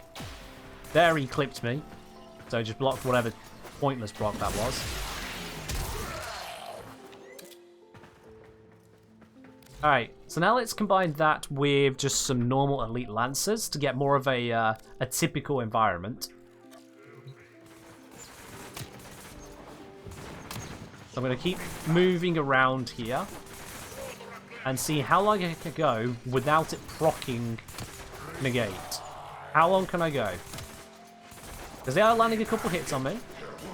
It's about dodging the procs, that's the main thing. Bear in mind you wouldn't normally be bullet jumping this excessively, because you want to be trying to kill them as well.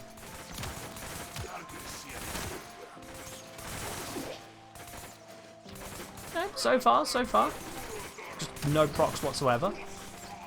Actually kind of weird. Alright, take care, Choconica. So what was going on with the heat proc then? That was with that whole situation earlier. Come on. Okay. Is their accuracy really that bad?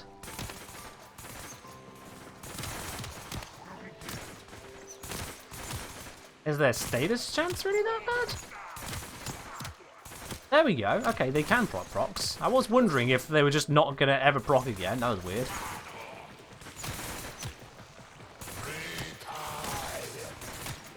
What did he just say? I swear I misheard that one there. That sounded sus. I don't think I want you on my stream, mate.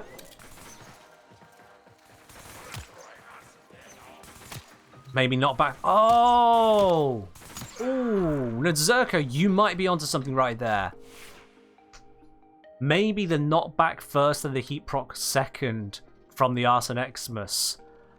Oh. If anyone else has said that as well, I do apologize for missing it, but Oh, shouldn't Prime Sure-Footed be blocking that? It apparently negate... Of course, because it says on the wiki that negate, if you have it with Inaris's one, which negates status procs as well, both of them are drained. So it doesn't matter that this is resisting it, negate is still trying to negate it, just like with Negation Swarm. That's why. So that makes it even worse then. That was my biggest idea for the Arson Xmas. It's like, well, at least, you know, that heat proc, that's likely to not be a problem anymore.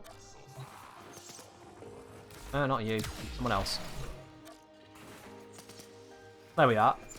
So if I'm all the way over here, dodging procs. Hello. Man, he's got a good proc chance. Yeah. Yeah, the heat proc's still going to land. Damn! Does rolling through it help in this case? I mean, rolling through is always the answer. You can always just roll through. The whole point was having something for if you missed the roll, if you didn't time it right, or if you were knocked down, too busy, whatever else was going on. Take up Prime Sure-Footed? I mean, I still want Prime Sure-Footed generally. That's not going to fix it, Gorilla. I'm not sure what you expect's going to happen there.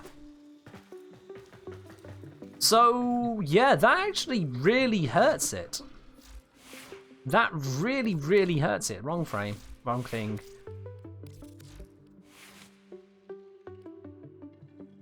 So that status effect every 5 seconds when it can first of all be procced by random damage, and then also it can be procced, it will proc on the knockdown, but not save you from the heat. If you take off Prime Sure-Footed, does negate help with self-stagger? Well, if it does, we'd see it normally anyway, but let's test. Let's take that off. Let's get a stealth stagger. Oh, I saw my name. Usage. Stealth stagger weapon. That'll be a no. That would be a no. How does it work with other arcane proc stoppers? We can test that one as well. Yeah, I can test that. Let me put PSF back on here. Let's swap out a consequence for nullifier. And let's spawn in until we get a energy leech. Nope. Nope.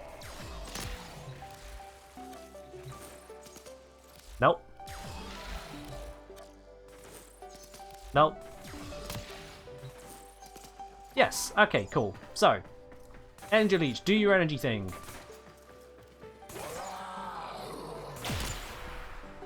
Still procced it. Still procced it. Even though I'm immune to it, still procced it. Yep, proc negate. And then with it on cooldown, I still block it because of the arcane.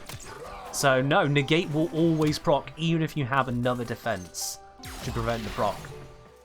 Negate jumps in the way. That's... It's still a thing for people who don't have it, but it's just, I'm seeing fewer and fewer use cases the more I look at it. Apparently I have 175 energy. The more I look at it, the more I wonder if I just wasted a former, frankly.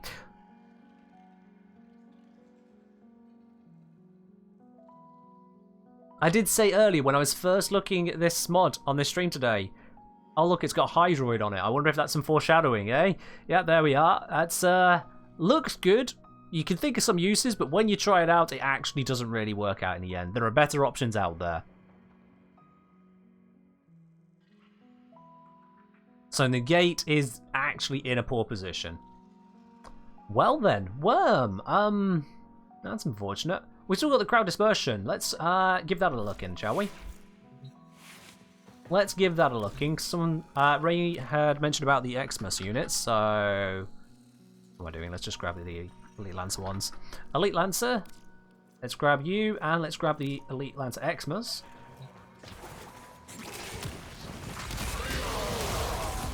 And the knockdown, please.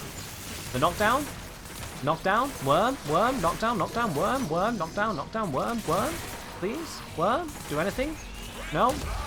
Okay, I'm going to go check the priorities on that because that seems messed up. Let's despawn all of these. I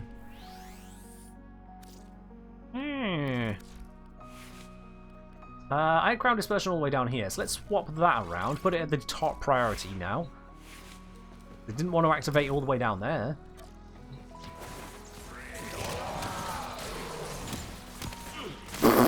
Goodbye. Okay, that's a little bit more than a knockdown. Let's wait for it to reproc. Should want to yeet at least the elite Lancer. But it's not affecting the Xmas. Not affecting the Xmas. Alright, well that's cleared up.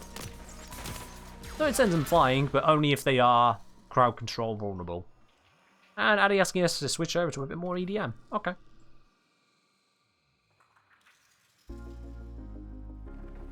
Undocumented fix. Clearly on that one, Ray. Yeah, clearly on that one. Okay.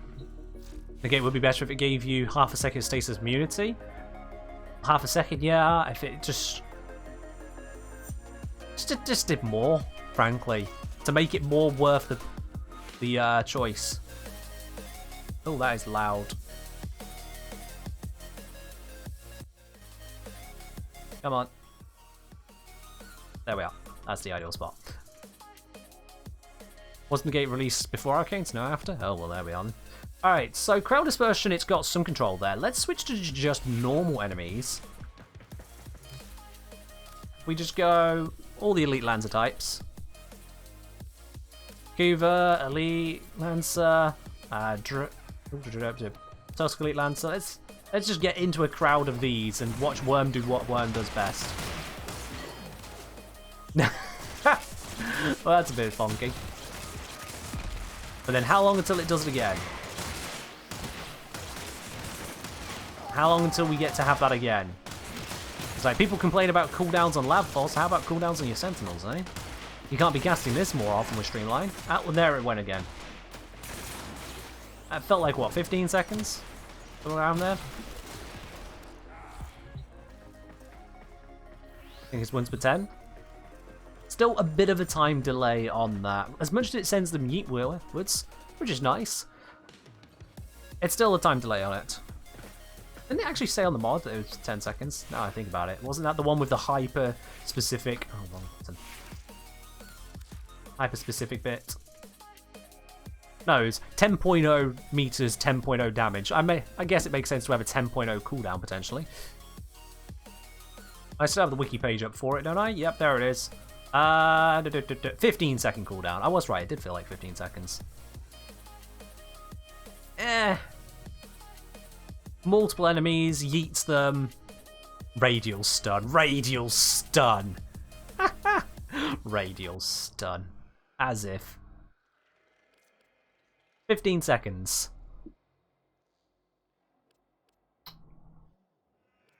It's very mid, isn't it? It's kind of funny, but it's very mid because the enemies then get up and continue doing what they're doing, but from a distance.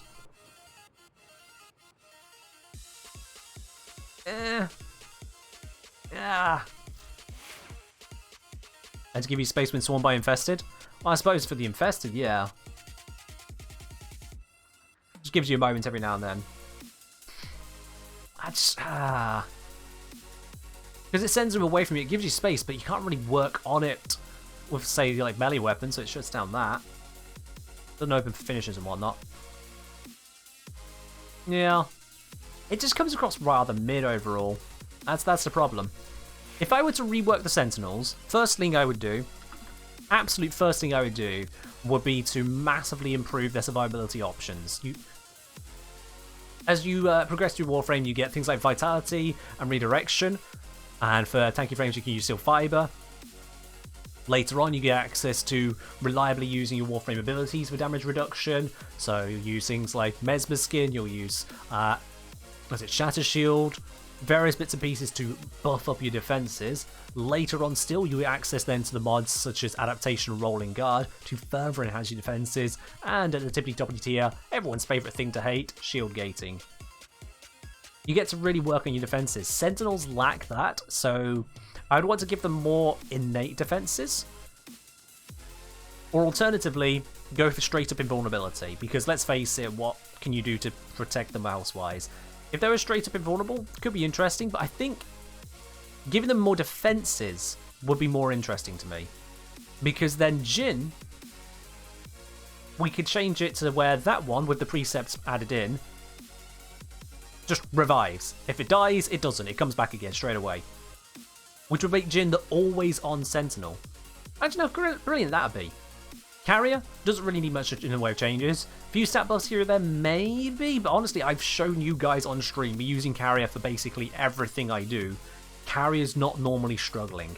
The vulnerability to AoE damage from status procs on you, that is a downside. I suppose the answer is block the status procs, you know, work on that. But otherwise, yeah, it just kind of handles. So Carrier I'm okay with.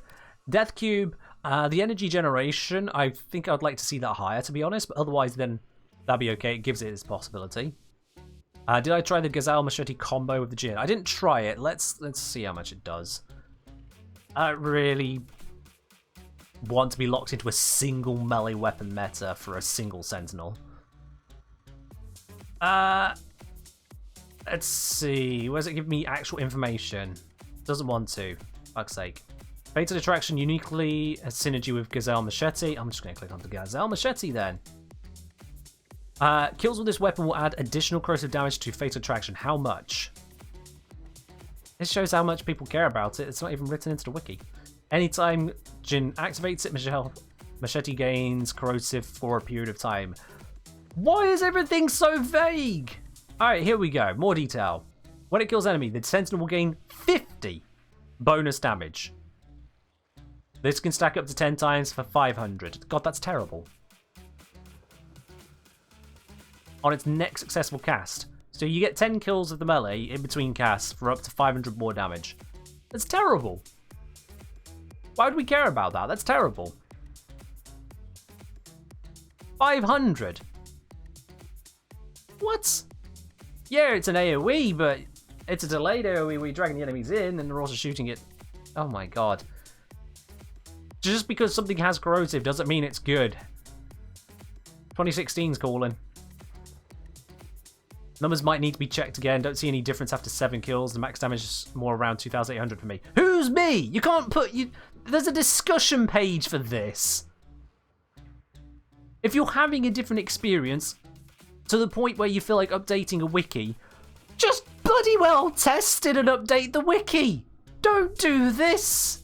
This belongs on a discussion page. No. Who are you? Ah! That's not how a wiki is supposed to work.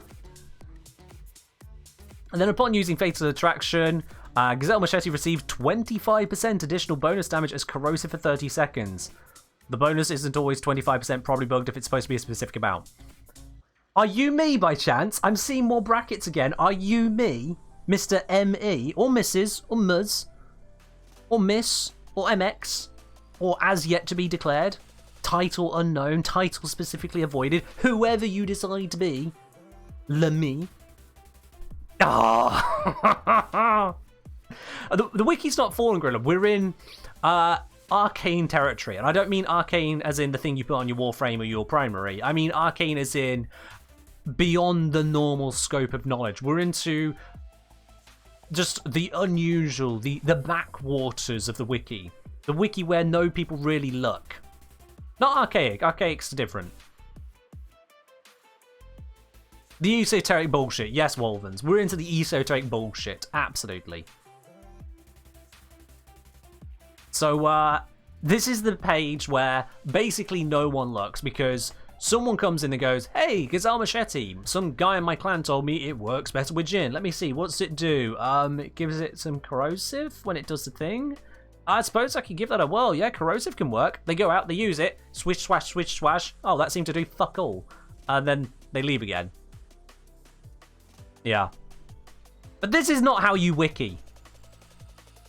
If you have a discussion point, you put it in a discussion page. That's what discussion page is there for. If you think it is wrong and that you are already at the point of checking for damage numbers, than actually test it or just put on citation needed. No, Gorilla, no. I will absolutely strongly disagree with you. If you're saying nobody's cared about the wiki for years, you said you're sad about how the wiki is for. No, the wiki is being cared for. It's just the wiki is huge, so bits like this will slip through. At the end of the day, it's still user submitted, and those who care enough to try and maintain it properly are very busy on the more important pages. Oh, you mean no one's cared about these kind of things? Then yeah. I mean, this is a web page for that matter, but yeah. There's a lot in Warframe. If you dig far enough, you'll find all kinds of crazy, stupid shit. Like if I, what was it? If I go damage reduction, was that the page? I think it was somewhere on here. Eidolons. Yeah. The fuck is this?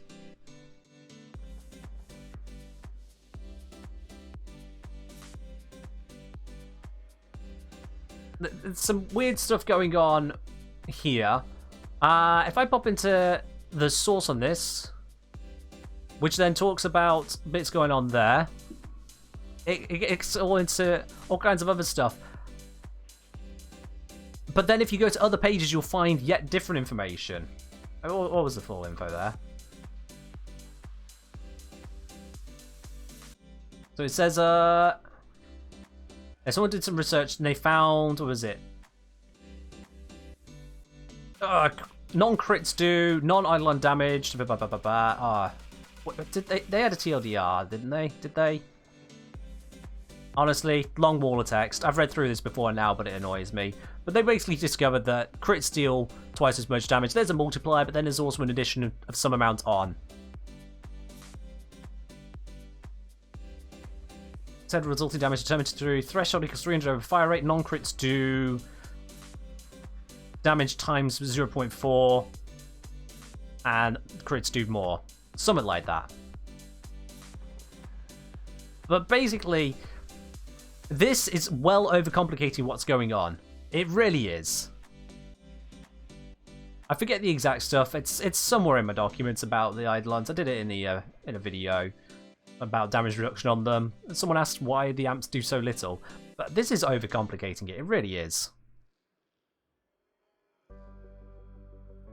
DPS multiplier. DPS multiplier. What DPS fucking multiplier?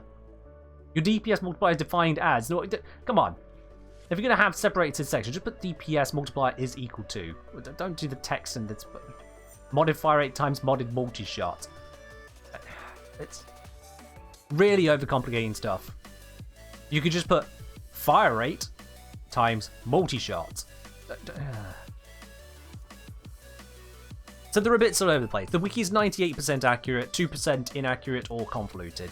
You have to dig through it sometimes, because some bits are poorly maintained. Other bits, you wonder what's the source for some of this information. Most of the time it is absolutely bang on accurate. Most of the time it is. But sometimes you do wonder what are the users at. Because I look at this, some of this is really useful stuff. Damage bonus affected by strength, duration by duration, range by range. Well, I mean, that's kind of obvious, but it's still useful to note. Especially on mods where those aren't true. Adds electricity damage to weapon attacks. Damage bonus is additive with Ips and elemental mods, and so on. This is all very relevant, well-curated information, bullet-pointed, crucial stuff. No mess about on this. This is great. This is what a wiki should be. Does not increase the damage of most abilities. Very important. Combines with free elements on the weapon and gives examples. Very useful. This is great. Explains if a weapon has innate radiation, for example, then modded for cold, the ornament will combine into cold for magnetic and not boost radiation. On the other hand, if it's modded for radiation and cold, then shock troop will amplify the radiation, leaving the cold separate. This is so good. This is how you write out the sections. You don't put... You definitely don't put... I don't see any difference after 7 kills and the max damage is more around 2800 for me. Bruh. Ah! Anyway. Wikis. So, yeah. I'm going to skip out on the Gazelle Machetti stuff because even if it gets up to like 2800, for some period of time. How did it say how long? Oh yeah, just on the next cast. Even at 2800, it's still not a lot. Like it's cool, but it still requires using Jin, which is also going to be dead a lot of the time because it's designed to die. It looks like it's designed to live, but it feels like it's designed to die. Let's be honest now. We tried it out. Level 50s were eating it up. Meanwhile, my carrier was just like, "Do you want me to eat them up? You haven't given me a gun, but I could kill them." Yeah. Did we get angry at the wikis what you needed? Fair enough. Fair enough. Yeah, so, carrier, good place. Very good place. Bit more tank options would be nice, but otherwise, honestly, you've seen me using it. It's in a good place. Death Cube, good place. I would like to see the energy output improved on it, to be honest. So it's got a more anchored position. To go from, oh, that's nice, to, oh, hey, that's nice. I would like to see each Sentinel have its core place. The looter shooter, the energy generator. This one, if it was the electric minefield, if the electricity damage was based off of your Sentinel weapon or something, you could make this into just the super mine or the super crowd control, something like that. Jin, yeah, it's got the fatal attraction. Yeah, the main thing for this one, if it just became the immortal Sentinel, that'd be great. The immortal Sentinel. Helios, it's in a great spot. It's got its niche. Don't need to worry. Oxus, in a great spot. It's got its niche. Don't need to worry. Nautilus. The grouping up ability.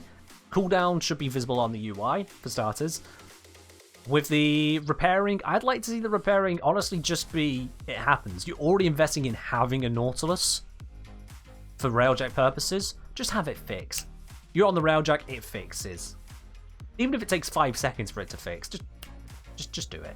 Why we got a range on this? It's so niche. Don't make niche nicher. Prisma Shade, or just Shade in general. The invis is cute. No cooldown visible is kind of a problem. I wouldn't mind a timer being added. If even the timer was if you are away from an enemy for too long. You know how you've got that 10-meter radius, whereupon once you're outside that radius, your invis fades? What if the invis stayed up, but only for, say, 8 seconds, or whatever amount of time they decide on, so you have to bounce from enemy to maintain your invisibility? That becomes tactical gameplay, right? And if they wanted to make it even a super feature, like you might have an additional augment or precept to really step it up. That additional precept could be that if you get a headshot kill, you instantly end the cooldown on the invisibility. So if you've attacked, but you instantly snipe the enemy you've attacked, the invis is ready again. Whereas normal kills, if you don't get the headshot, or make it headshot or finisher. If you don't get the headshot or finisher, then you don't get the invis back. I mean, I could see that working as a nice precept. Add that on. It's taking up one of the precept slots, hence precept slots are still a good thing to have. Taxon, it's in a great place. It's the newbie one. Happy with that one where it is. And then just Worm. But the amount of standing this requires and taking up another slot, Negate should be doing far more, frankly. I don't know how far you'd want to take it, but honestly, if Negate actually became rolling guard, think of it that way, you get hit with a status proc, Negate 3 seconds of it wipes out all status effects, 3 seconds of status effect immunity, and then a 5-second cooldown. 5 seconds after the 3? That'd be cool. It's not as powerful as Rolling Guard, you don't get the actual damage immunity, but it's just an auto proc. You got procced, 3 seconds, no, stop that. That would be really cool, I think, to make it worth picking up Worm. And then Crowd Dispersion could probably stay where it's at. If you had that as an option, this for the yeeting the general enemies, I think would actually be balanced. All of those combined would give me reason to use anything but Taxon. Taxon is meant to be the newbie one. It is, and it's still got newbie support. It's still got the shield generation, which is unique out of all of these. It's still got the constant 200. Maximus saying, mod description often pretty vague. Doesn't touch on some details at all. Yeah. Another game I play, there's a switch you can flick in the modding screen for summary on off. Do you think Warframe could benefit from this? I would... kind of. I would like the mods to give you the specific information, and then for the stats on the screen to relate them. This is getting way out there. I know this will be a lot of work for DE, but say for example here, strength. When mousing over at the moment, it says strength modifies the strength of Warframe abilities. Hover over each ability to see how its stats are affected. That should be a bloody tooltip. That pops up on the loading screen. This shouldn't be here. That's a loading screen tip. If I mouse over the strength, what I would like to see are lines or highlights connecting to the mods which are benefiting or negating strength. So I'd have a blue line to my intensify, because that's directly affecting it. A white line to fiber and vitality because they're buffing up intensify, and a red line to overextended because it's reducing it. And then direct lines to these if they're affected by strength. So like this one, for example, yep, all these have damage, so they're all affected, but on a different frame, only some of them would be. But I'm saying tooltip stating this is a tooltip to tip you about what you have hovered over. It feels like it, doesn't it? It feels like it. But yeah, if you could hover over and it would point out directly what's affecting it, you know straight away, oh, this is great. And then with the mods, if you were to get further information, like if you went middle mouse click, because middle mouse click is not doing anything right now, so that's a free spot. Middle mouse click, and it explains your armor has been increased from is increased by a total of this as a result of this mod. It is stacking with this and this and this. It just opens up the armor information, and likewise the tower resistance, tower damage delivered by sentients. See here the list of enemies that deal tower damage. That'd be cool. Swift bite, you middle mouse click, it gives you the fuller breakdown of what it actually does. Is it affected by strength, duration, range, efficiency? Here's the information on all four of those. Which one's affecting? How does that tie in? All that stuff. Middle mouse click, but there's the info. But I understand that would be a hell of a lot of work. That would be a hell of a lot of work. Not just creating the UI, but then also creating the information shown in said UI. But even just the hover on highlighting what is connected to what, rather than tower resistance 47.3%. You hover over it, says 47.3 reduction to sentient damage. Like, yeah, we got there. We got there.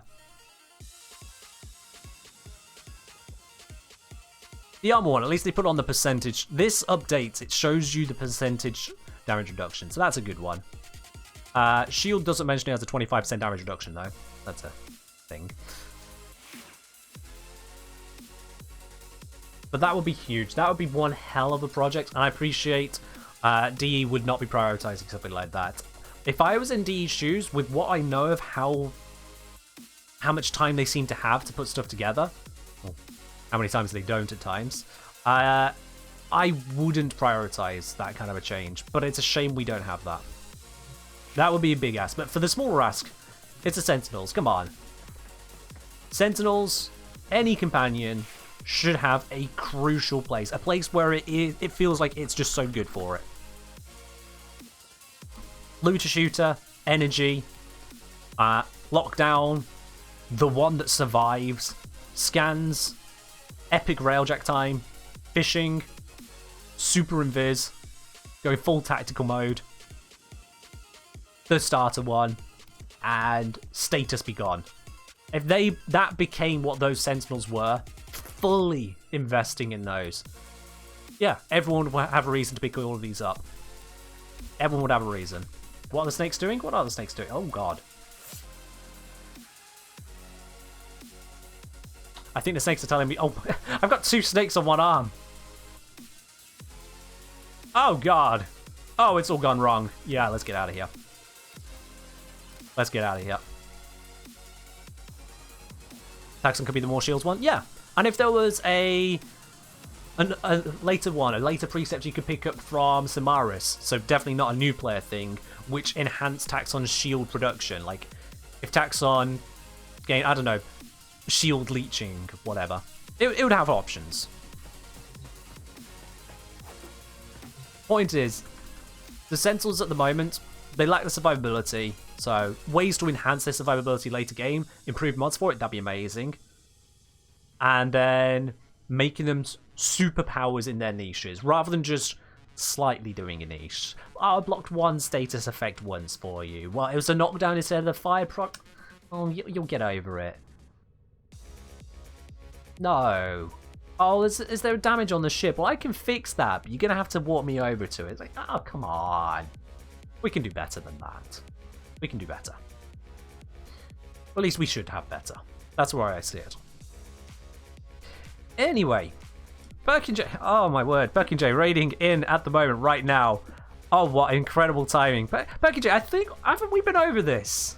I thought we had an agreement on this. Hello, and welcome in all the same. Welcome in everyone who's just come over. You know what? You're in good luck, you're here in good timing. Everyone who's just raided in right now, all 25 of you, honestly, exclamation mark ticket from every single one of you. You thought the US time fixed that problem? Birkin J, are you British or US? Are you British or US? I thought you were British. You're US. Oh, well, there we are. That explains my confusion. Yeah, so I went... Yeah, my time zone went backwards a couple weeks, I think, before your one. So actually, I was... Yeah, I was ending an hour later for like 2 weeks, but then yours went back as well. So for 2 weeks, it was fine. And then the time zones broke again. Yeah.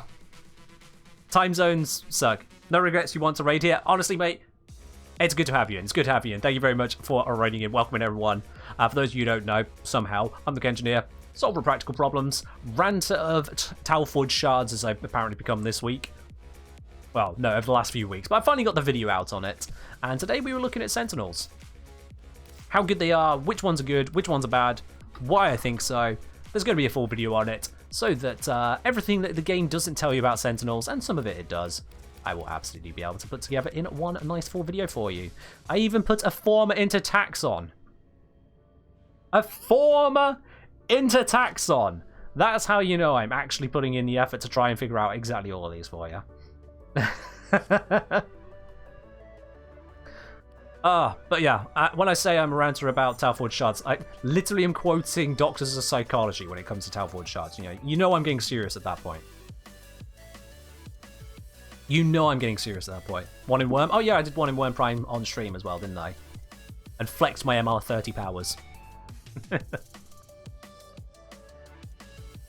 It's optics say, well, hey, I've formed all my gear, no regrets. Oh yeah. I mean, I've formed a carrier. I only needed one. But yeah, it's lovely. Verglass, on the other hand, Verglass got 5 former. This is a weapon that deserves 5 former. It's so good. Anyway, I do recognise I am definitely over time. It's much saying hi to those who come in from Birkin J. Once again, thank you very much for that, my dude. For those of you who haven't had a look at Birkin J stuff, I realise I haven't done a shout out yet. Let me fix that right now. It's so rude of me. Now this is where I have to remember how to spell your name. It's right there on my screen, but I'm going to still be careful. Bam. There we are. So just on the off chance that Birkin J happens to be streaming when I'm not streaming, and that happens, you guys, if you drop and follow, you can check him out. There you are. Shout out to Birkin J. We keep on seeming to stream at the same time, though, so you will be torn between us. Maybe like have him on one screen and mine up on the other, and if you don't have 2 screens, get good. Something like that. Whichever works for you. Is that the one saying I'm MR31 and former in Taxon is unheard of? Wow. Now you seem different. I mean, I am also the one with the most cursed Eurali, so that is a thing. That is a thing. Eurali there. Did you see that one there? I mean, just 4 former. You ready for this? You ready for this? Former unheard of in Taxon. You ready for this? It's an Aura Former and 3 Umbrals. Chat's mean. This is called Twitch's fault for a reason. Chat is mean. Chat did this to me. That's gross. It is horrible. It disgusts me. I can't even get rid of it because I can't get rid of a frame that has 3 Umbral Former in it. I could never. The extreme that is against TOS. Guys, this is totally a cry for help. Like, at the very least, if it made it where Eurali would run around like Umbra does, then maybe it would be worth it. But it doesn't even do that. Ah! Got to do it for Hydroid for symmetry? Oh, ugh. No, please no. Please no. I put out a poll on YouTube just the other day about Hydroid. Let me find that one real quick. Let me just grab that one. We are about to flashbang once again because I use YouTube in bright mode. Deal with it. If you can't handle bright mode, your eyes are weak and your family is weak. I don't mean that actually, but you know, get good. But yeah. In your opinion, would you say the Hydroid Warframe is... There have been 12,000 votes on this. I asked overpowered, well-balanced, underpowered, in need of a total rework, or no opinion. I'm seeing multiple people who really need to, you know, touch grass and see the sun more. If this is killing your eyes, you're in trouble. But seriously, though. Can't stay long, want to show my support. Hello, Trekkie. Hope you enjoy the white screen. How can I see? Well, my pixels are turned on, Goal. That's how I can see. I can see because my screen is on.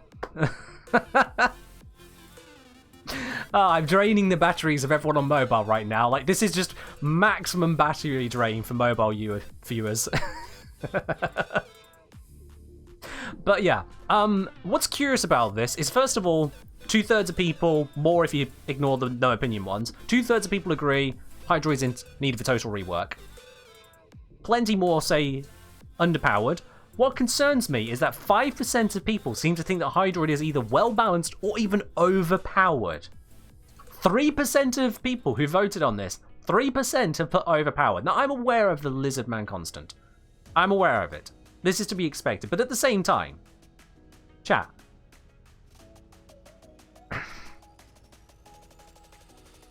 If you look at Hydroid and consider him overpowered, please use literally any other Warframe.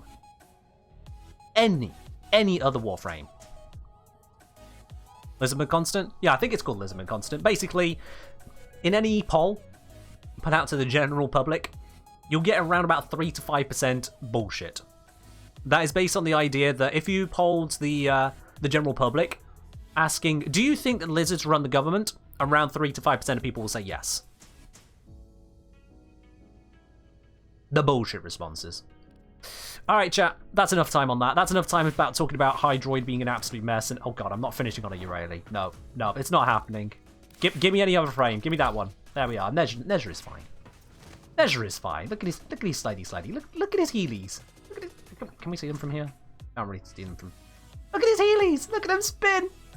Look at that. You can just about see at the bottom there. Am I blocking it? I'm blocking it with my Moist George just being a recent sub. Thank you, Moist George. How do I levitate? Will this get it on screen? God fucking. Whatever. It's there. You'll have to look at it for yourself. If you didn't see it, you'll have to look at it for yourself. Nezha has Heelys! Yeah, that's a thing. So, right. Enough of that. I think it's time we do the Platinum giveaway. If you haven't yet done exclamation mark ticket, you know what? We are 17 minutes over stream, so I'm not going to wait for you. If you didn't get a ticket, you're not getting a ticket. The winner today of the Platinum giveaway is going to be B's and G's. I've got to say, that is a fun username to say. That is a fun username to say right there. Corbill, Big Turek, I'm afraid you're a bit too late on that one there. We have added this up for a few hours. But B's and G's. B's and G's. That is a lovely username to say. Congratulations, you are the winner of the Platinum giveaway today. If you've missed out on it today, guys, there will be another one on my next Warframe stream on Wednesday. But congratulations there, B's and G's. I'll be contacting you in a few minutes. Get hold of your Warframe username platform. We'll be sending over that Platinum your way. Ah, there they are in chat. They're alive. They're speaking. B's and G's, you're a winner, my dude. You're a winner. Everyone else, including Perkin J, thank you very much for joining in today. It's been wonderful once again. Ranting, discussing, testing, all that good stuff. And in case anyone is querying, yes, Sentinels are good if you pick Carrier Prime. See, my Lavos build has changed. Any reason? Yes, Baldurl. If you check out the augment video for Lavos, I think if you just do exclamation mark augments or something like that, I think Karakov knows which command it is. But yeah, with the release of Swiftbite, and also they've been changed to the efficiency on Lavos, the build had to change. There you are, it's linked. There you go, multiple people have linked it for you. Perfect, perfect. check out the build there, because basically Lavos has been changed 2 times since the video, because why not? Small changes, but important. Right, yeah, that's a wrap on the day, guys. I think we need to raid on over to someone else. Perky J has sent you here. I'm going to send you somewhere else. Where are we going to go? I don't yet know. Let's find someone to raid. Any recommendations? I'm open to suggestions. Who is not about to end their stream? Chevy's on? Yeah, we could go Chevy again. We could indeed go Chevy. Aren't they the one that came over from Destiny? I think someone's mentioned that Chevy used to do Destiny, and now they've seen the light. Raging Terror, we could go there as well. Alright, I'm hearing multiple suggestions, so you know what? That sounds like a poll time. That is a poll time. Any more suggestions whilst I write the poll? I won't be able to see them on that screen. Let me check you up. You're very welcome as well, Billia. Is that Billia or Bella? Oh, it's Bella, sorry. No? Is it? Yeah, it's Bella. I think. Who raid? Alright, question. Can you trade the Quassus? Don't think you can, no. I might be wrong, but I don't think you can. So, Raging Terror or Chevy? That's your poll. I'm going to give you guys just a minute on that one. Take your pick. Who are we raiding? Raging Terror or Chevy? Or Chevy? How do I pronounce that? Is that Chevy or Chevy? I don't know. Not my place to know. I don't know how names work. I don't even know where the inspiration is for that name, so how would I know?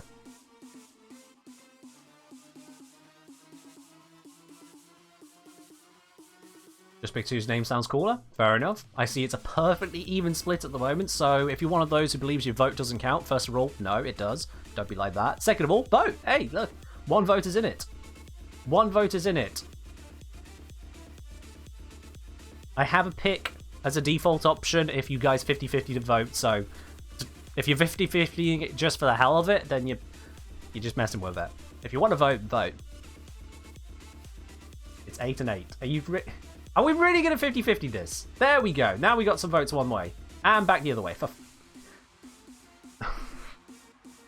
I'm just sending this stream over now. You absolute waffles. If you were part of that and you're not even subscribed, how bloody dare you? All this entertainment at my expense. At the very least. The very least. Alright, we're heading over to the Raging Terror. That's a default because I've raided Chevy before now. I don't remember raiding the Raging Terror, so we're spreading love. That's how it works.